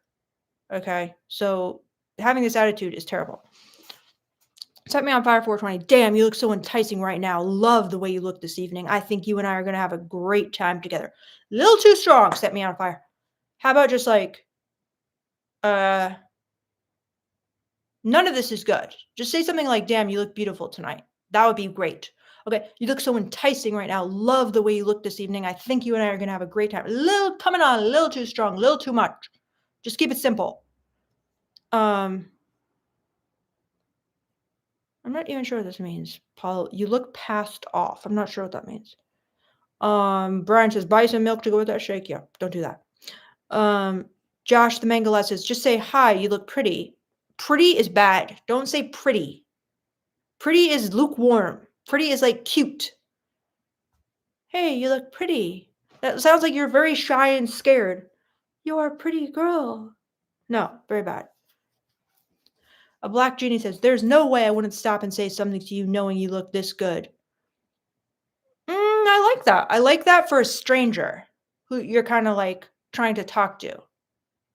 I like that a lot. Okay, for this first date scenario, I mean, it doesn't maybe necessarily apply, but if you're just like stopping a stranger kind of on the street to like do a cold approach, it's good in my opinion.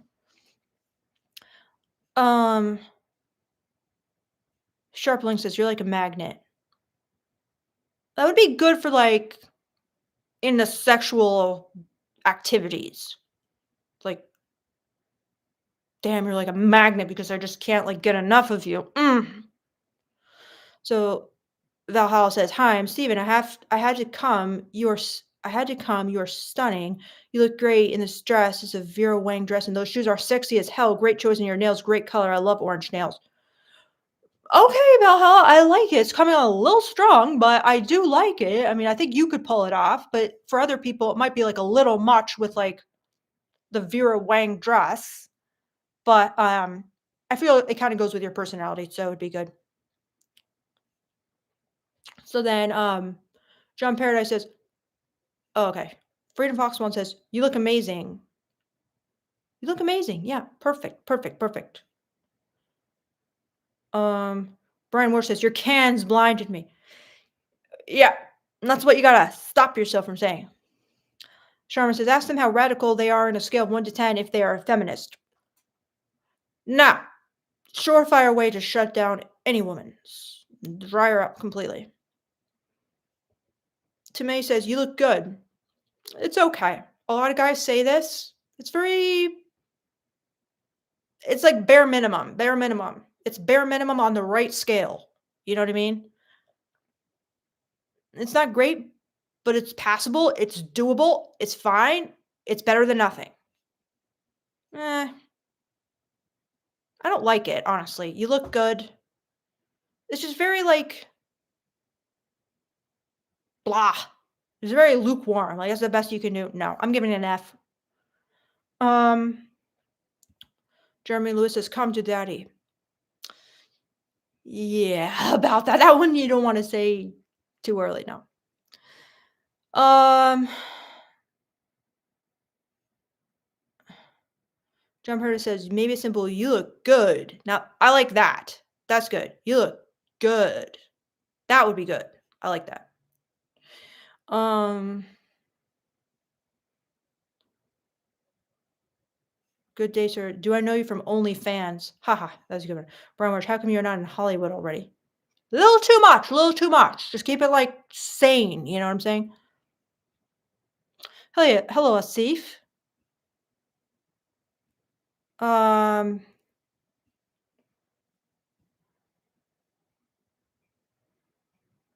Tyke Smith says, compliment something she's wearing. If she's wearing a choker, tell her you like it, and then ask her, do girls who wear chokers like to be choked? Well, first of all, it's be terrible for like a first viewing of her, the girl you're going on a date with. But if, this is into the date and you're saying, and it's kind of like heating up and getting more sexual, this might be an okay thing to do. If things are going well, there's chemistry between you guys, and you are ascending that runway. And it's getting to things where it's like a bit more sexual, like you're getting drunk, you're having fun, and you're like, "Oh, I really like that choker." And then you kind of like jokingly say to girls who wear chokers like to be choked, and she laughs. It could be good, Tyke Smith. Yeah. So,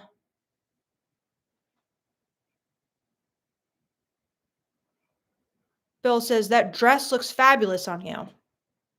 I like that. That's kind of like an old school gentleman compliment. Like I could see like an older guy giving this compliment, and a woman feeling like, I love older guys. That dress looks fabulous on you. It's pretty good. It's very good. I like it. So, sure. Okay. Alien Traveler says, "Night, welcome. Art thou to mind distress, dark, heavy." Okay. Um,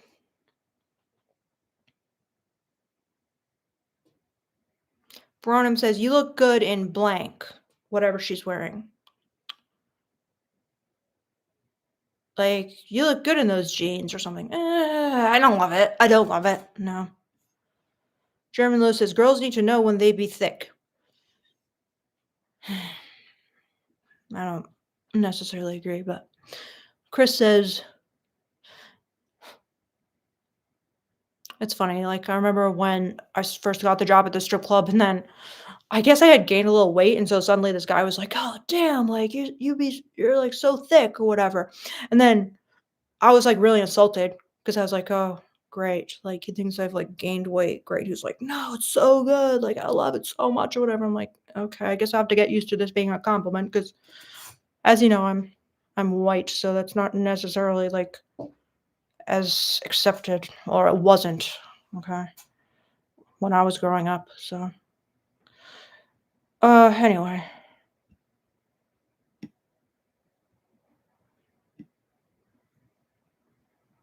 All right. So, guys, I think hopefully this gave you guys some good insight.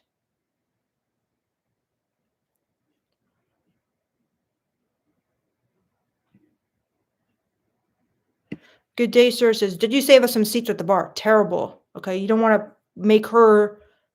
You don't want to put her in the role of the man. You want to be like the man, the one who's saving the seats for sure. David Rominger says, "Like the dress, is it as easy to take off as it is to put on?" Terrible. Oh God, it's terrible.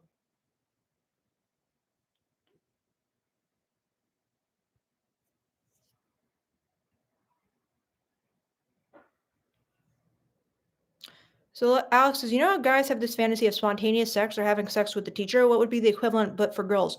Well, both of those things are female fantasies as well. Spontaneous sex with a stranger, that is a fantasy for girls, and having sex with the teacher, that is definitely a fantasy for girls as well, but with a male teacher. Or I don't know if you're female, like maybe. I mean, if you're gay or whatever. Um, so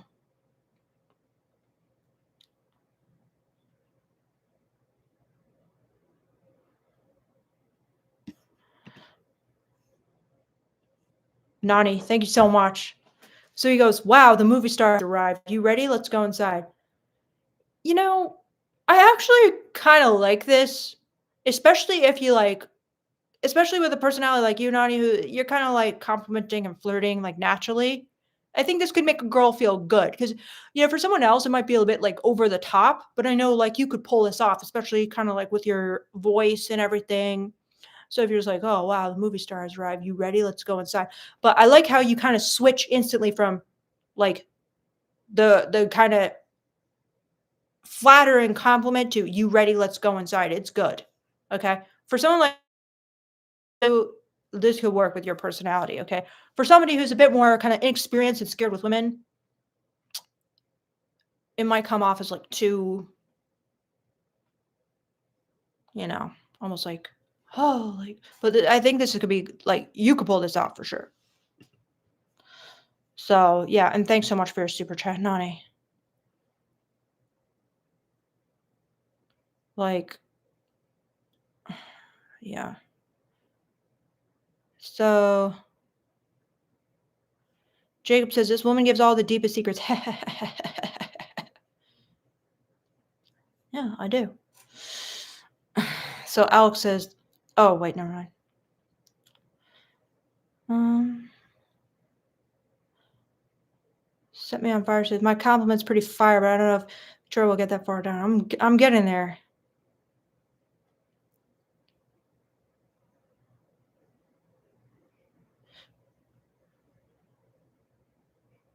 Sharma says, "Hey, insert name." So let's say, "Hey, Victoria, you're beautiful." I like that. I honestly like that. It's simple. It's good. It's to the point. It's good. And it kind of comes off honestly as confident. Um,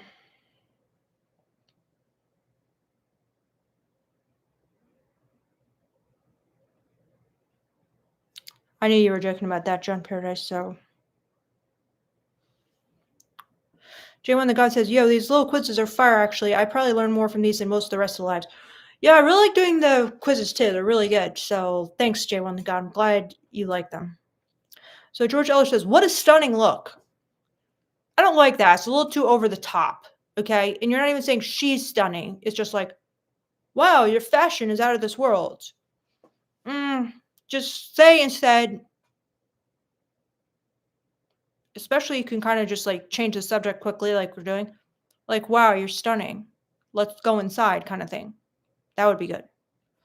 Good day, sir. Hey, baby, you look great. My baby mama outside. She wanted me. Okay, that's terrible. Uh, oh no, my sound was cutting out. Okay, that's terrible. Um,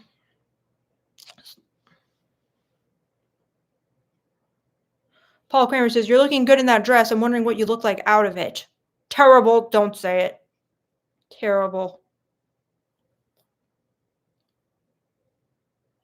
Alex says, "Guys, don't do any of this shit. You can listen to it, but just go with the flow."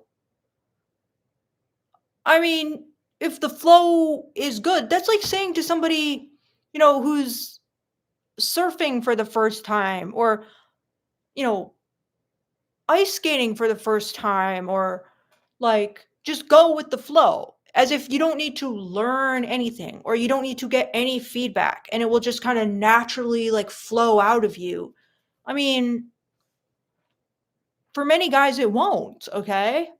If your flow is going good, then yeah, don't change anything, but I mean, to just say, like, don't learn anything, don't like study or get feedback or test out some of these things and just go with the flow. I mean, what do you guys think about that? I think it's stupid. I mean, okay, it's not stupid because there's obviously some truth to it, but at the same time, it's just like not everyone can just go with the flow and have everything go well. But what do you guys think? It's giving very like be yourself vibes.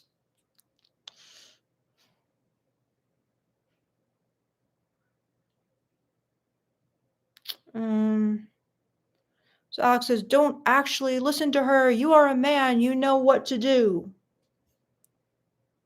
Do you? Do you know what to do? Because there were a lot of guys I went on dates with who didn't fucking know what to do. And they could have sex, but they didn't have sex because they didn't know what to do. Like, I wanted to have sex and they wanted to have sex, but they couldn't do what they had to do in order to make me feel comfortable enough to do it. And they didn't have sex. So if they just went with the flow, which I'm sure they were doing, it wouldn't work out for them after all, did it? So you're not just gonna naturally hit upon the exact code that women want to hear when you're a typical man who has all the male gaze blind spots and you don't know anything about the female gaze or what women want because you don't learn because you just say, "Oh, don't listen to women, just go with the flow."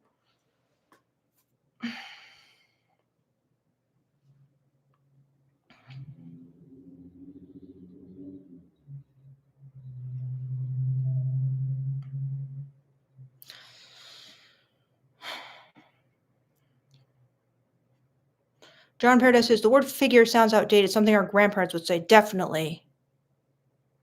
Okay.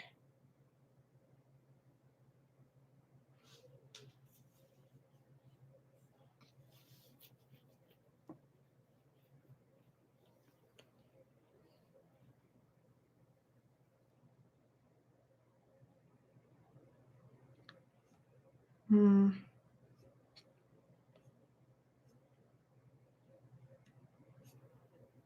kind of lost my place in the chat, but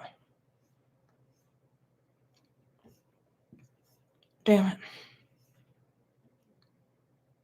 Okay, well, I should probably go soon, but I just wanted to finish getting down through the chat, and now I'm like all confused.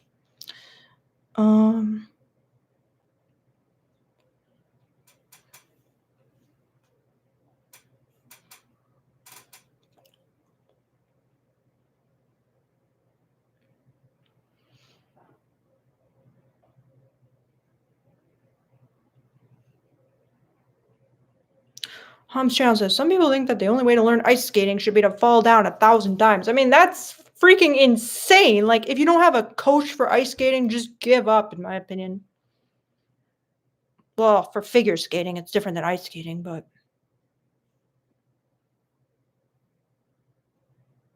it's very intense. I did figure skating. Foreign Takeover says, I talked to my sister's friend at New Year's party and said, you look sexy in that dress. She giggled and walked away. I got the number and texted her, and she hasn't responded in 3 days. Should I move on and ignore her? No, you should not. Okay, what was the last text you sent? This is nothing. You're giving up before it's even begun. Hatham Bilabasi, do you think women are evil? No, I don't. I definitely do not.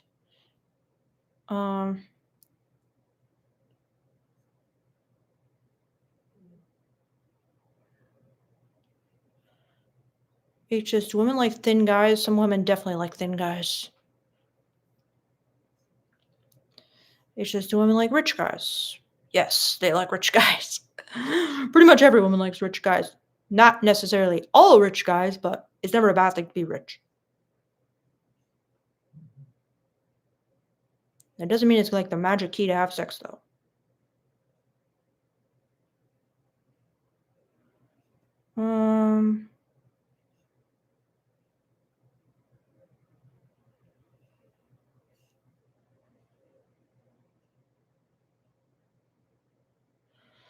J1 the God says, oh, Vic, some words on good morning and good night text and early talking stages, corny or not. I hated that personally, J1 the God.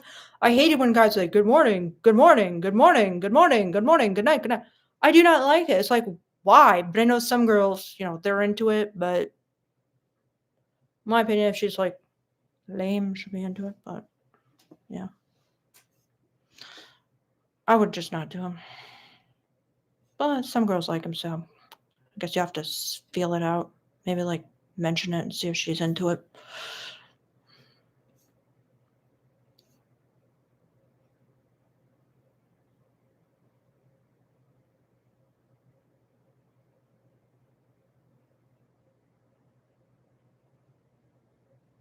Okay.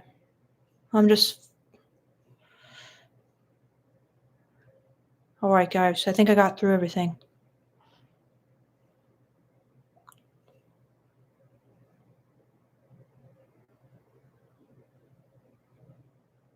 So J1 the God says, Vic, I tried that whole I'd be disappointed if I didn't ask for your number. Well, I think you should say I'd be. Well, what I said you should say is I'd be kicking myself if I didn't ask for your number. Yeah, after the rest of it, but it went awfully for me. She sized me up and went, okay. Okay, so that's good. She said okay. But then you gave her your number instead to save myself the dignity. Well, why is that bad? You said you'd be kicking yourself if you didn't ask for the number. She said okay. And then say, can I get your number? Say, can you put your number in my phone? Or put your number in my phone rather than can you? But how about what's your number? Why didn't you do that? Why did you have to give her your number? And why is that saving yourself the dignity? Why didn't you just ask for the number? I'm confused, J1 the God. I mean, she said okay. Or was she just like, okay? But even if she said okay, she's saying, okay, yes, I will give you my number. But it's like, you didn't ask for the number. So why'd you do that? It doesn't seem awfully at all.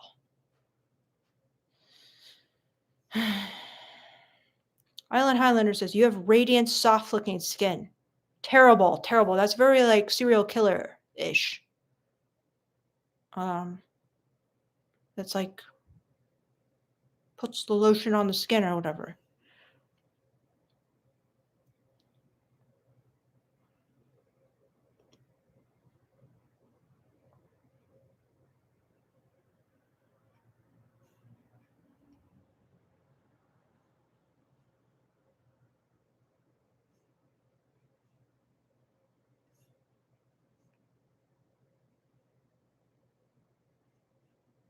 Okay, I think I got him, Tom. So, J1 the God says, I forgot my phone at the table. You should have said, let me run back and get my phone real quick. I forgot it at the table. There's nothing wrong with that. Anyways, I'm outie. Thanks for a dope live, Vic. Appreciate you. Bye, J1 the God. Thanks for your contributions. But seriously, like, how did that go badly, J1? I don't understand that. That went well. JT Tyler says, glad I found you. You are one of a kind. Sharing this knowledge. Thanks, JT.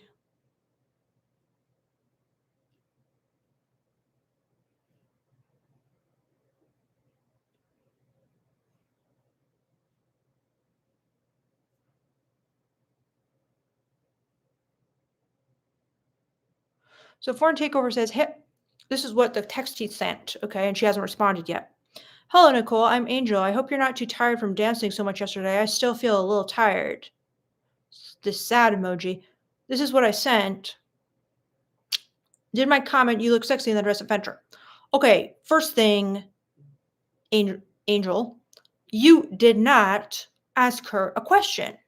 So she has no prompt to respond. Okay? This is not a good text to send. Well, this is a fine like first text to send, but then if you didn't ask a question, she has no urgency to respond. So you're well within your rights to double text at this point. Okay? Because you got to prompt her. Also, I wouldn't use this emoji because it kind of makes you look like cute, okay? Because she's thinking that's you. So, it can kind of make you look like a little effeminate, but you're incorrectly reasoning that just because she didn't respond to this is because she was offended by you look sexy in that dress. How does that make sense?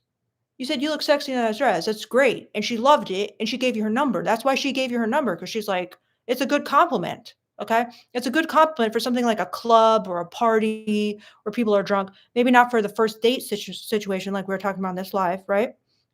Like, because it's a little too sexual too soon. It's like a little further on the runway, but definitely later in the date, that's a great compliment to say. Like, you look really sexy in that dress, that could be good when things are heating up for sure.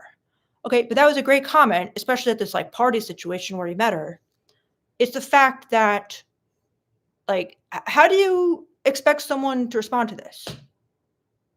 I hope you're not too tired from dancing so much yesterday. I still feel a little tired. Okay. Like, if I got that text, I'd be like, oh, okay, so that's that guy Angel from the club. But unless I'm like feeling like a man, I'm not gonna be texting you back and be like, "Hey, Angel, oh my god, do you want to go on a date? Like, may I jump on your dick?" No, you gotta like pursue her, okay?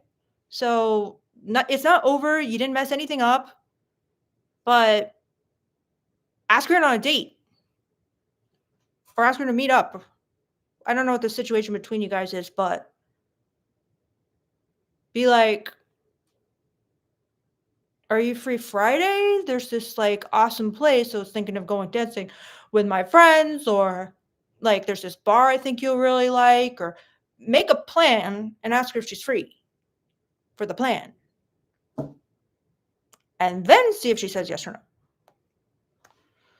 So, hello, Michael. Another legend on the chat here.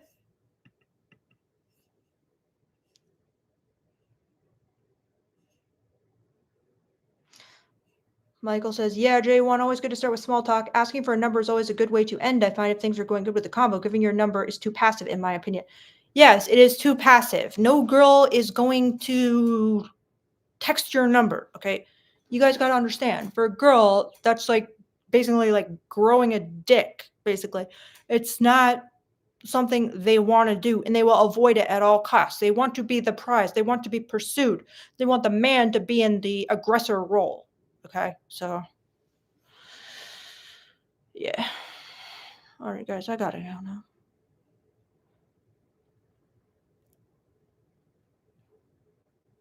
Alex says, I hate having to overthink things for sex. Maybe you don't need to, Alex. I mean, maybe it's going well for you and you don't need no help, you know?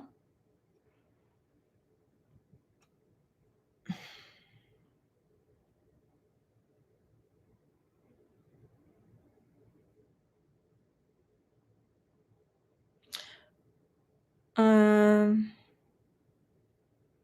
Michael says, I have a girl I asked out on a date this Saturday and she still hasn't responded. Should I follow up after the day has passed? Kind of preoccupied anyway. Hi, by the way. So, mm, you can. You can if you want. I mean, it's a little rude that, yeah, I mean, there's no sense in just like ruling anyone out, really. I mean, if you just send like a kind of a no ever like text every now and again, um, you don't have to like write her off or whatever. Give her another chance. Maybe she's lonely. Maybe she's horny. Maybe she's bored, and you never know, you know? So it's not a terrible idea. Just it's a good idea to just kind of never burn your bridges. You know what I mean? Because you never know who's gonna just freaking feel like texting one day.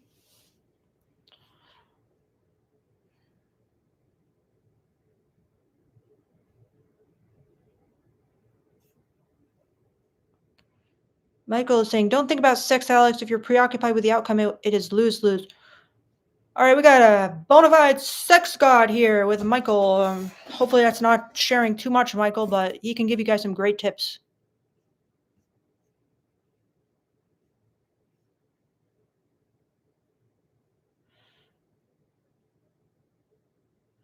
Foreign Takeover says, "Is cold approaching women worth it or a waste of time?"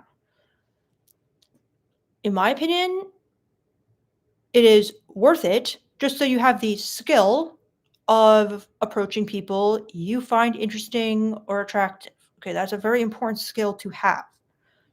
Is it going to like, just be easier than online dating? Maybe for some people it will, some people it won't, but it's very important to develop that skill because I don't want you guys silenced and I don't want you guys thinking, I can never open my mouth and I'm too scared of rejection to talk to anyone I find attractive. That is no way to live. Okay. And it's a skill. You could get better at it if you practice, if you get feedback, if you get coaching.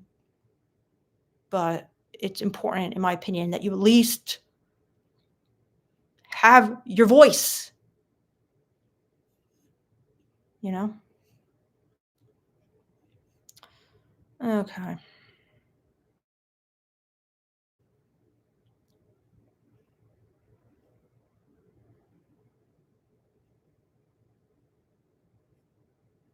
Set Me on Fire 420 says, the men are the prize. In reality, too many women have too many options. Good men are rare these days in this situation. Women should fight for our attention instead of proof they're a good woman.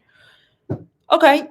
In what planet Set Me on Fire? In what fantasy? I mean, I get that this is like a nice fantasy to have, but you're living in a fantasy world here. The fantasy world where, you know, because women have too many options, they should prove they're a good woman. Like, how is this even making sense? Like, I get it would be nice for men, okay? It would probably be like, woo, we're the prize now. Yay, yay, I'm so happy. I'm so excited. This is so amazing. Now, finally, the tables have turned. But that's not the reality. So I'm confused. What do you want?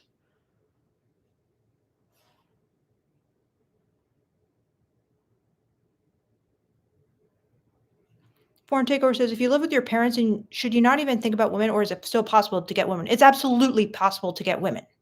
Okay, it doesn't fucking matter. If they want you, they'll be like, yeah, let's go to your parents' house. Okay, that's not the reason they're rejecting you. I guarantee you that. Oh, there's a slight chance, but it's not the main reason. Okay, if you're like a massive Chad with amazing game, they're gonna go over to your parents' house. Hassan says, "What happened with Beardo? Are you still with him?" Yes, I am.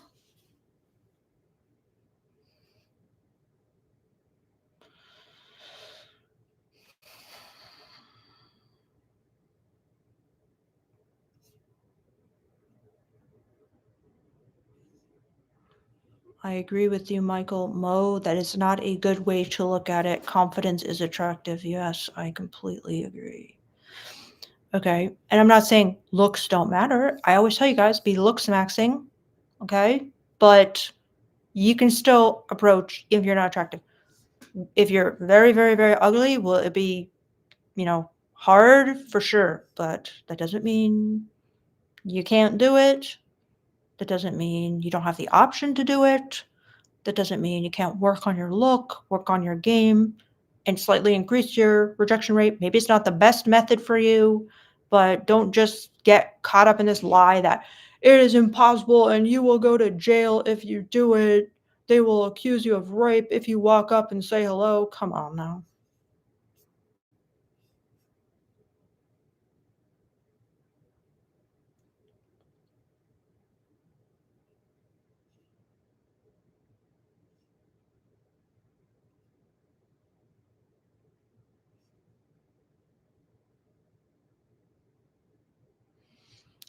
Michael says, no, man, I felt that it was super hard getting women at first, too. I'm newly single after a long relationship, and it took me a while to be successful with women. It's a fine line and takes practice. 100%. And now Michael is in a different world, in my opinion, in the sense of enjoying a lot of success.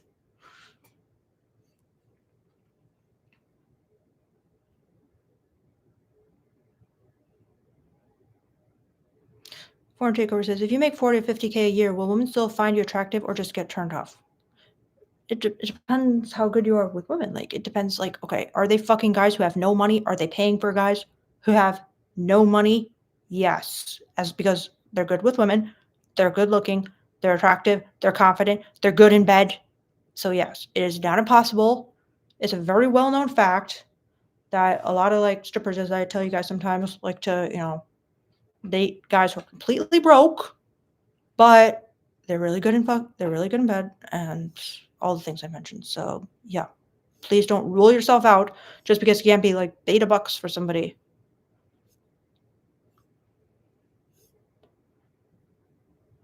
Hey, Josephine, we got a woman in the chat. Oh, wow, Josephine, I'm so happy to see you. She says, hi, lovely. Sorry, woman here. Is it a turnoff for men if I, as a woman, had an unfortunate sexual history for a few years, about 10 years ago?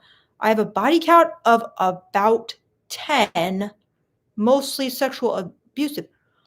Josephine, are you freaking kidding me? 10?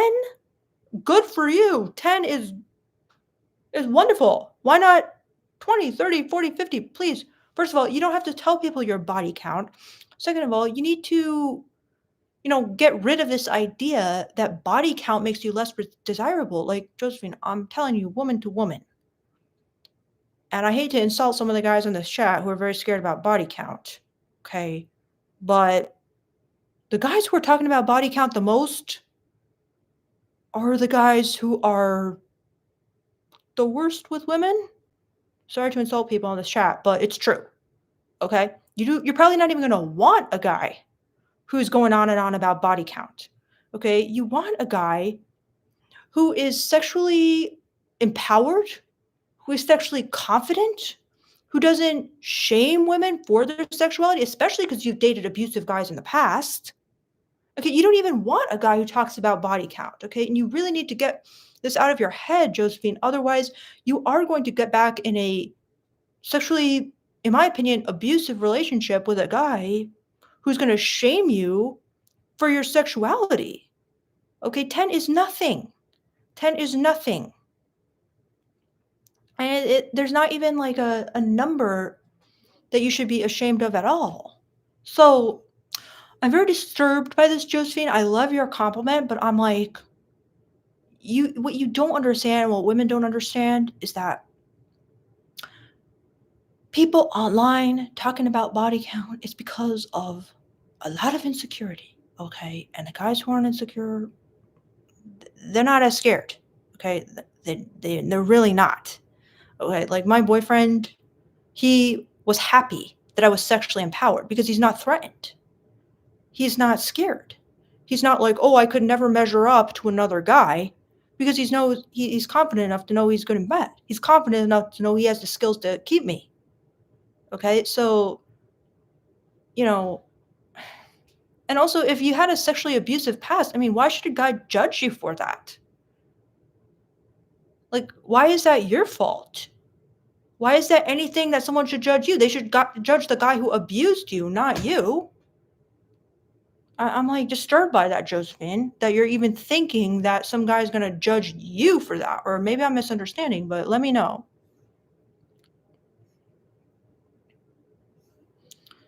So, Josephine says, "Thank you, beautiful Victoria. My boyfriend is so upset with me about my past, even though I'm a completely different person now." Oh, Josephine, I'm hating this. Is he fucking kidding me? He's upset that he should be fucking grateful that you have 10 guys worth of experience, that you liked sex enough to have it with 10 guys. Like, I'm hating that he is upset with you and shaming you. Like, tell me, Josephine, what is he upset with you for? This is not a good sign at all on his part. And she says, I really appreciate that. I really appreciate you. And thank you so much. Josephine, please get out, in my opinion, or at least have him have a session with me because this guy has a lot of inner work to do, in my opinion.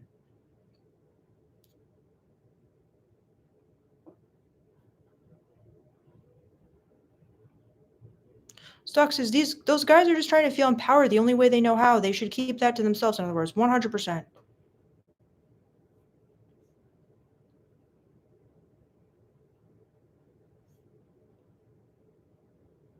Brian Warch, I told you this cute eyes thing is terrible.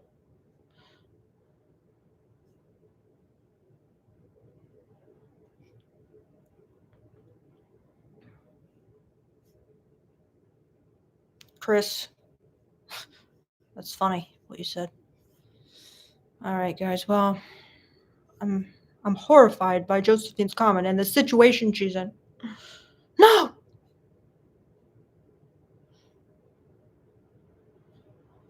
This is fucking ridiculous. Set me on fire 420. High body count of say hundreds is a bad thing though. Every woman develops a deep connection subconsciously with every man they sleep with. No, they fucking don't. No, they don't. That's ridiculous. That's absurd. I do not know who told you that, but it's fucking absurd. And carries around their past trauma the higher the count is. Just repeat the red pill's words in your mouth. Just take what they say and parrot it back without thinking about it. Because that's what you're doing, Set Me on Fire. Please, have some critical thought. Oh, God.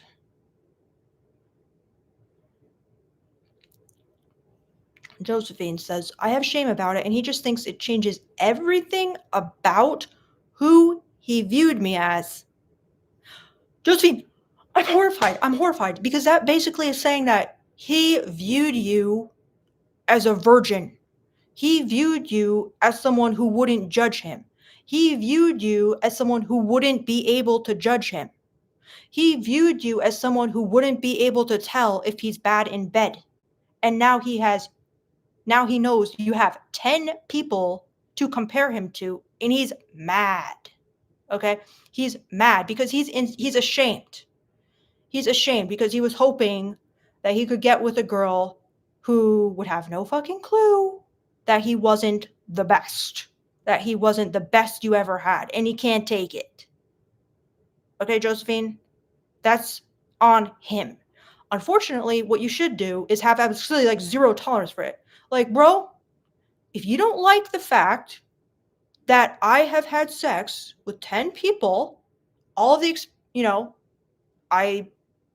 it wasn't even like good experiences, you don't deserve to have sex with me. And I'm going to find someone else who accepts me for who I am, who doesn't try to shame me for sexual abuse in my past, and who is going to be supportive of my sexuality and explore it with me. And if you want to talk about it and how it makes you feel insecure, that's fine, but don't try to shame me for having a sexuality just like you have a sexuality. You know what I'm saying? Like, if he really wants to talk about it and be like, "Listen, Josephine, like, it just makes me feel really insecure." Fine. Like, you guys can have a conversation like, "Oh my gosh, like, okay, like, let's talk about it." Okay, but if he's just trying to shame you, it's absurd. You can't live like that. I'm in pain thinking about your sex life because it's awful. A guy who wants you to be a virgin, what kind of sexual partner is that anyway?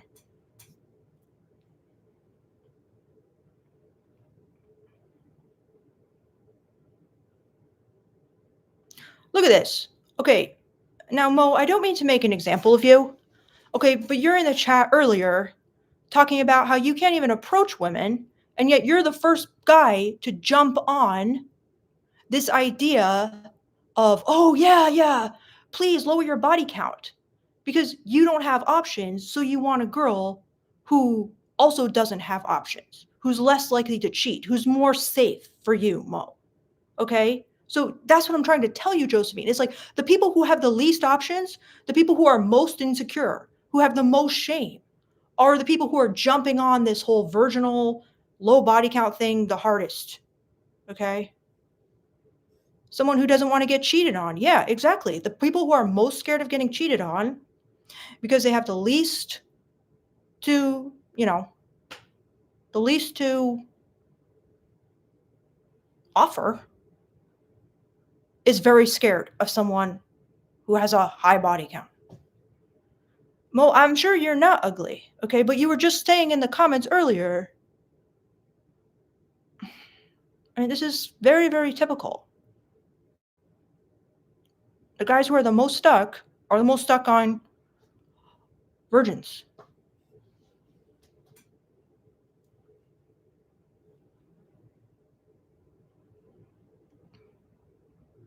V says, nah, real men don't slut shame, fellas. We don't do that shit. I thank you, V.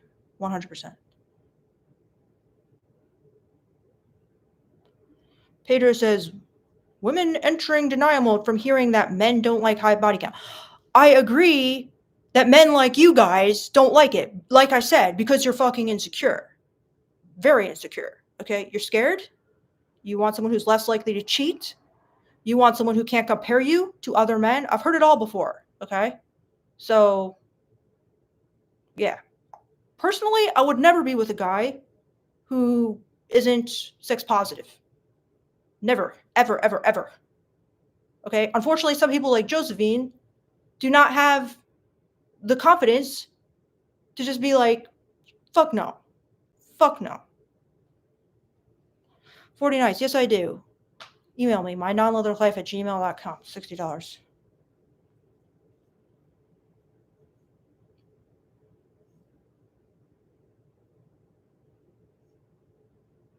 Nani says, I told my homegirl IHOP, express yourself. Us men contradicts ourselves a lot. I can see you as a stripper.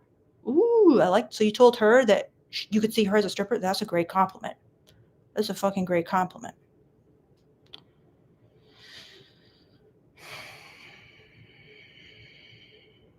Okay. Well, I'm going to block you, Mo, because now you're just being like anti-Semitic. Okay, that's weird. Okay. Bye, Mo. I hope you have a great life.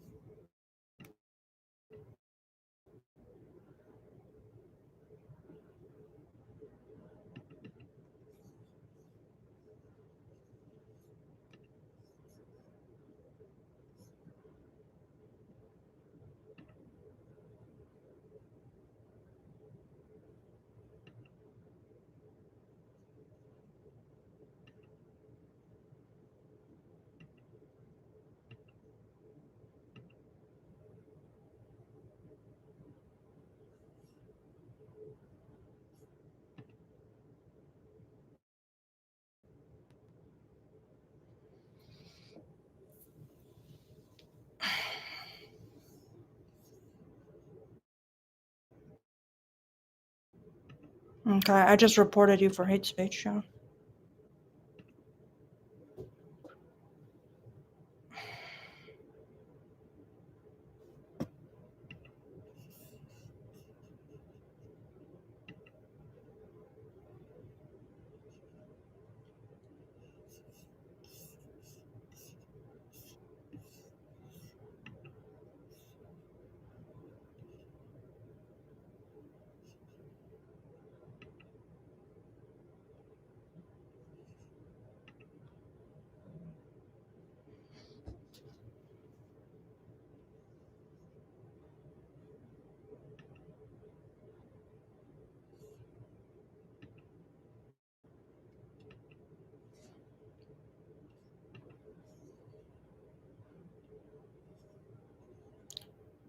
Okay, so I just hit most triggered of anybody on this chat, and he's the one who jumped on body count the fastest. Do you see that? Do you see how like insecure that guy was? He started lashing out, saying Jew, Jew, Jew, Jew, Jew. What? Okay, like how's that an insult? But he um he was obsessed with high body counts and virgins, and this is how like fragile his ego was. So that's what I'm trying to prove to you, and there we proved it basically.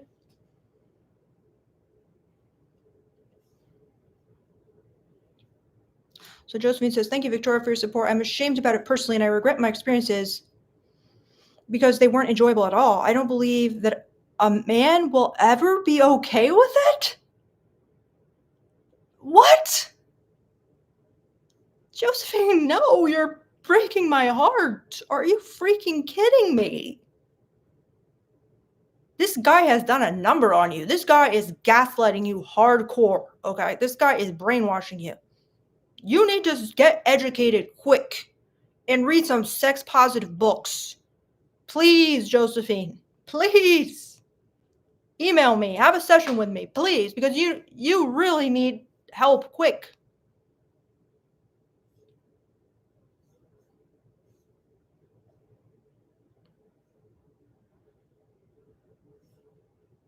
Russell Gentile says, Josephine, no one needs to know your history. You need to love and believe in yourself. The right man will love and appreciate you for who you are. 100%. Russell. Send me on 420. Josephine, men won't blame you for being abused against your will. 100%. Real men, but I mean, her boyfriend is. Alex says, Josephine, please hit me up. I got you. Yeah, please hit up Alex, okay? Silver Charm. I'm okay with it, Josephine. It's all good. Yeah, hit up Silver Charm. You got a lot of options here. I could like hook you up with one of my followers. I met some awesome guys on this channel, Josephine. And they'd fucking love a chance. Get with Nani. He'd be great. So,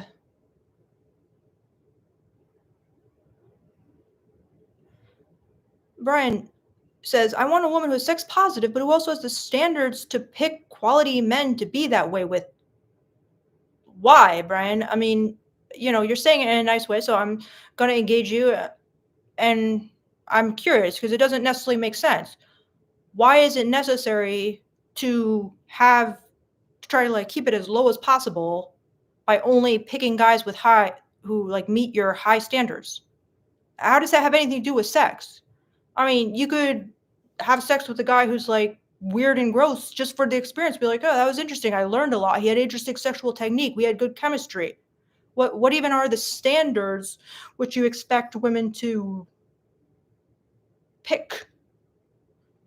If she has a pattern of easily sleeping with men repeatedly, she loses value. Why? Let me ask you that, Brian. It doesn't make sense to me. It's a very like male way of thinking. It's almost like, oh, I have to, if I don't sleep with like a 10, then like I lose value because like that shows I'm not enough of a man to get a 10 or something. Ty Smith says, Josephine, the average woman has a body count of 5, so while 10 is above average, it's not shockingly high. That's fucking sad to me. Do you know how many options women have? And they only sleep with 5? It's pathetic. Very sad.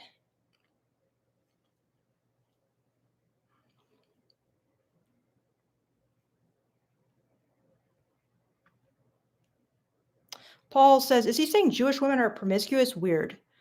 Yeah, I don't really know, like, what that was all about, like, Jew, Jew, Jew, like, how was this bad?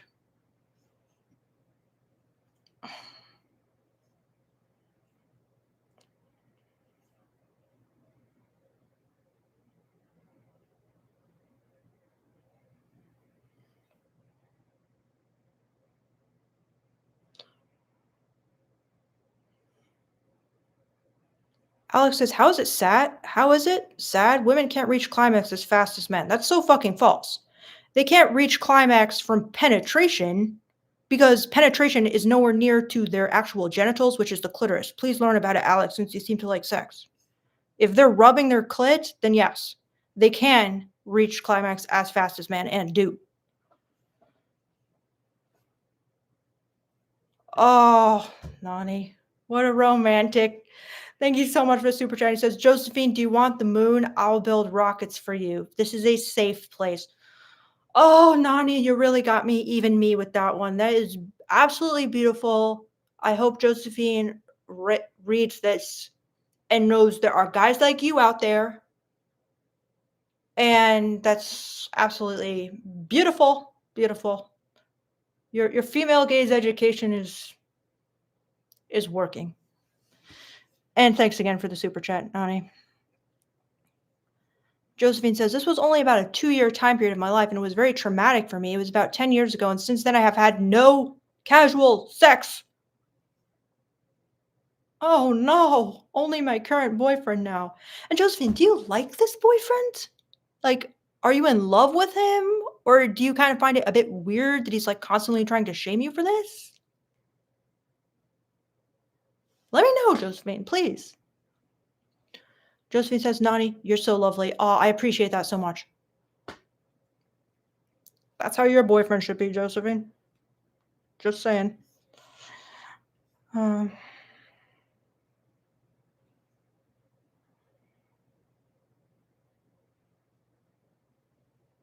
V says, "Why are you worried about finding out a body count, though? That shit goofy as hell." Exactly, V. Exactly, V.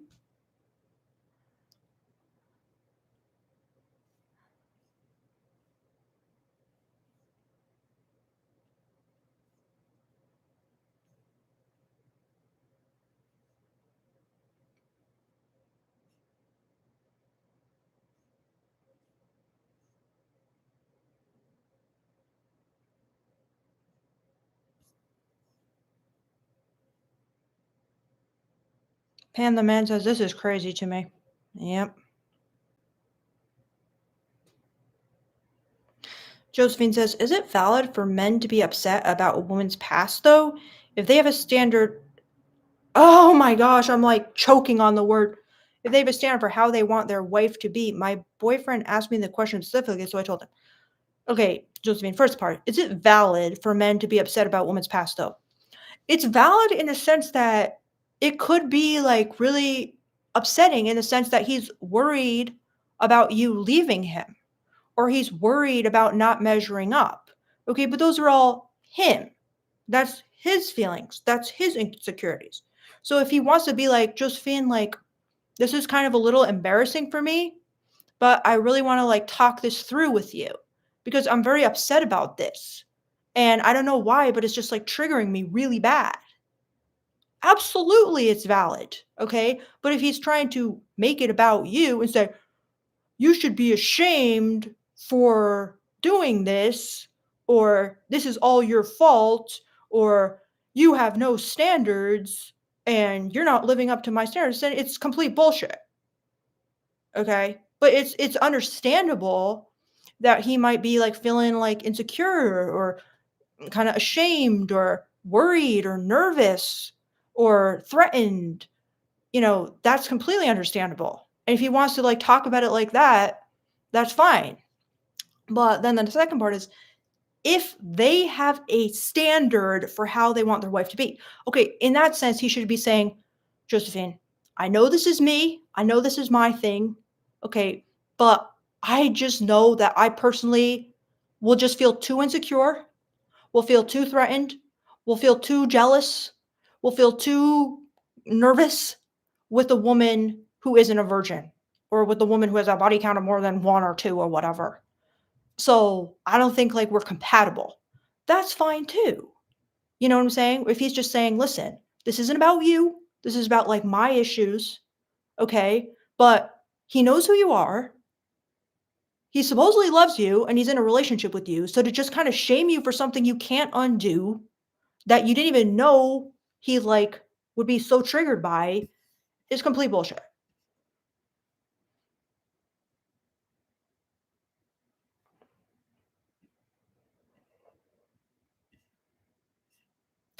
Do you know what I mean, Josephine? Please let me know.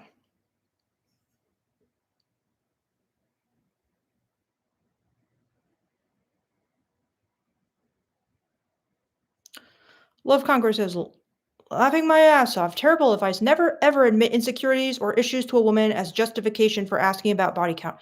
Okay, this just shows you have not been in like a healthy, successful relationship. Do you want to like whine constantly? Do you want to dump like every single insecurity you have? But it's completely acceptable to discuss your feelings in a healthy way in a long term relationship. And you guys need to understand that.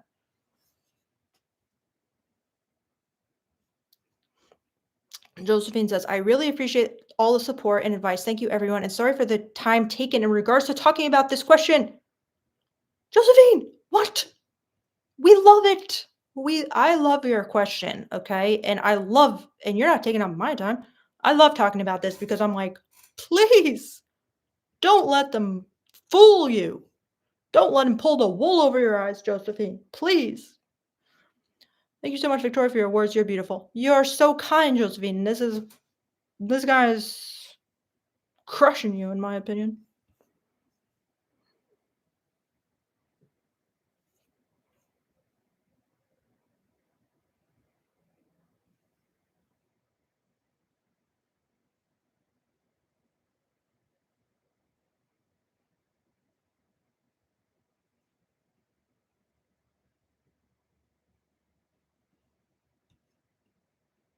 Be very careful, Josephine, because there's a lot of red pill supporters here. And that's what they love, love, love, love, love, love to talk about.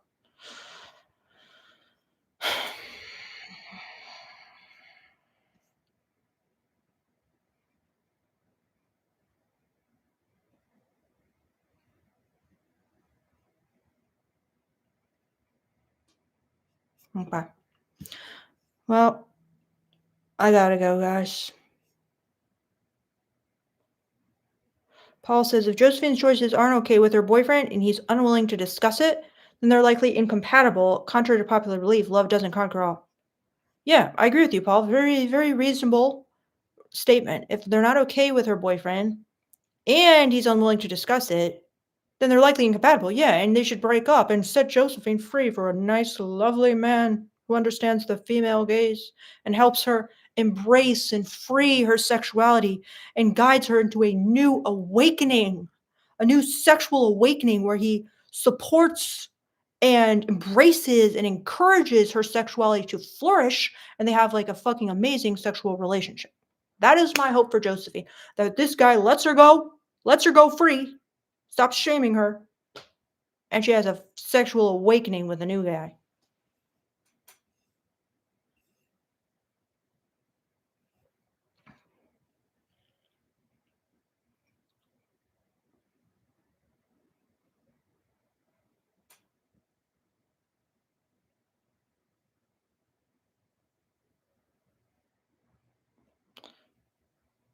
Um,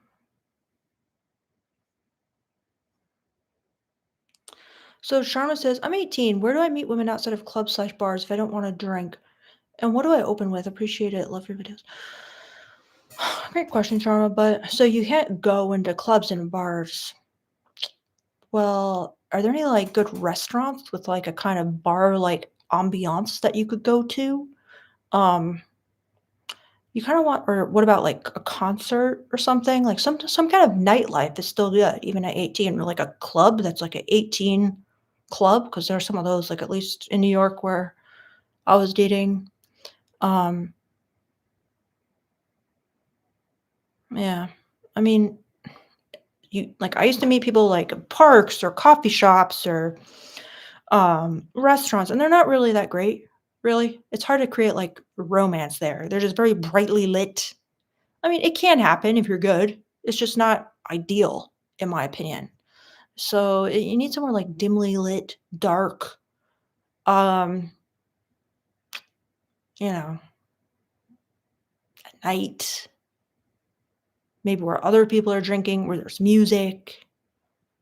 So, yeah, I mean, it's definitely possible to connect in the daylight.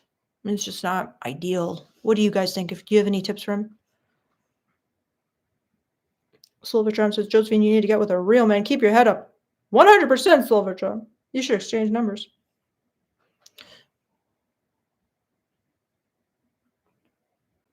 All right, guys.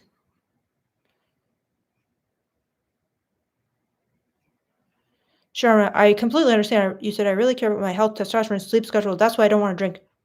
Yeah, I stopped drinking for a long time while I was dating, but I would still go to bars and I would just get like a non-alcoholic drink because the ambiance is good for romance, even though the alcohol is not good. So, yeah, Russell Gentile says, Josephine, reach out to Victoria. She'll help you. Her advice is great. Yeah, MyNonLeatherLife at gmail.com. Please do. Please do.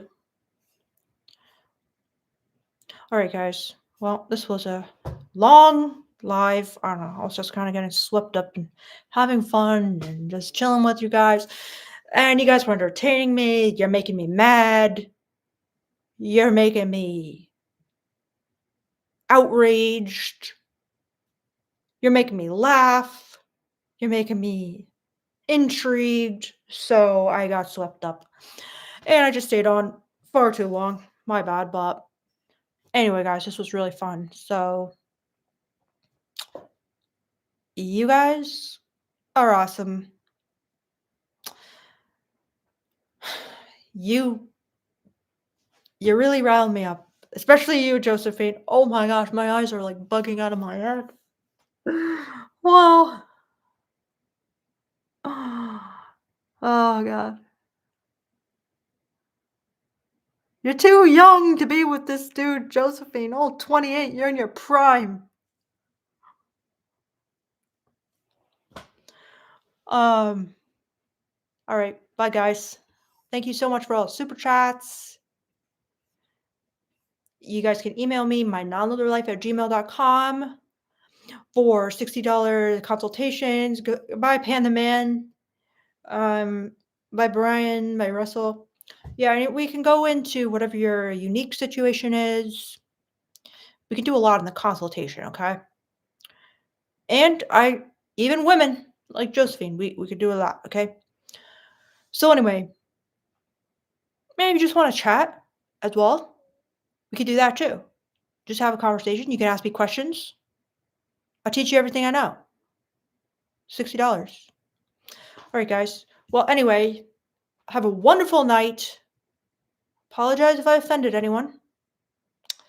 Probably did, because I was really going off on body count, and I know that's a very sensitive topic around here. And many guys write to me saying, Victoria, you really do not understand the male perspective on body count. We are just really horrified. Okay, well, hopefully you'll find girls who don't know any better. And hopefully you won't end up in sexless relationships. And hopefully you won't get into the situation that I see so many couples in where the guy is like begging for sex and the woman doesn't like sex. Well, you really wanted a girl who didn't like sex, right? And now you're getting the just desserts. But anyway, guys, I just diverged again into the controversial territory. All right, guys. Goodbye, everybody.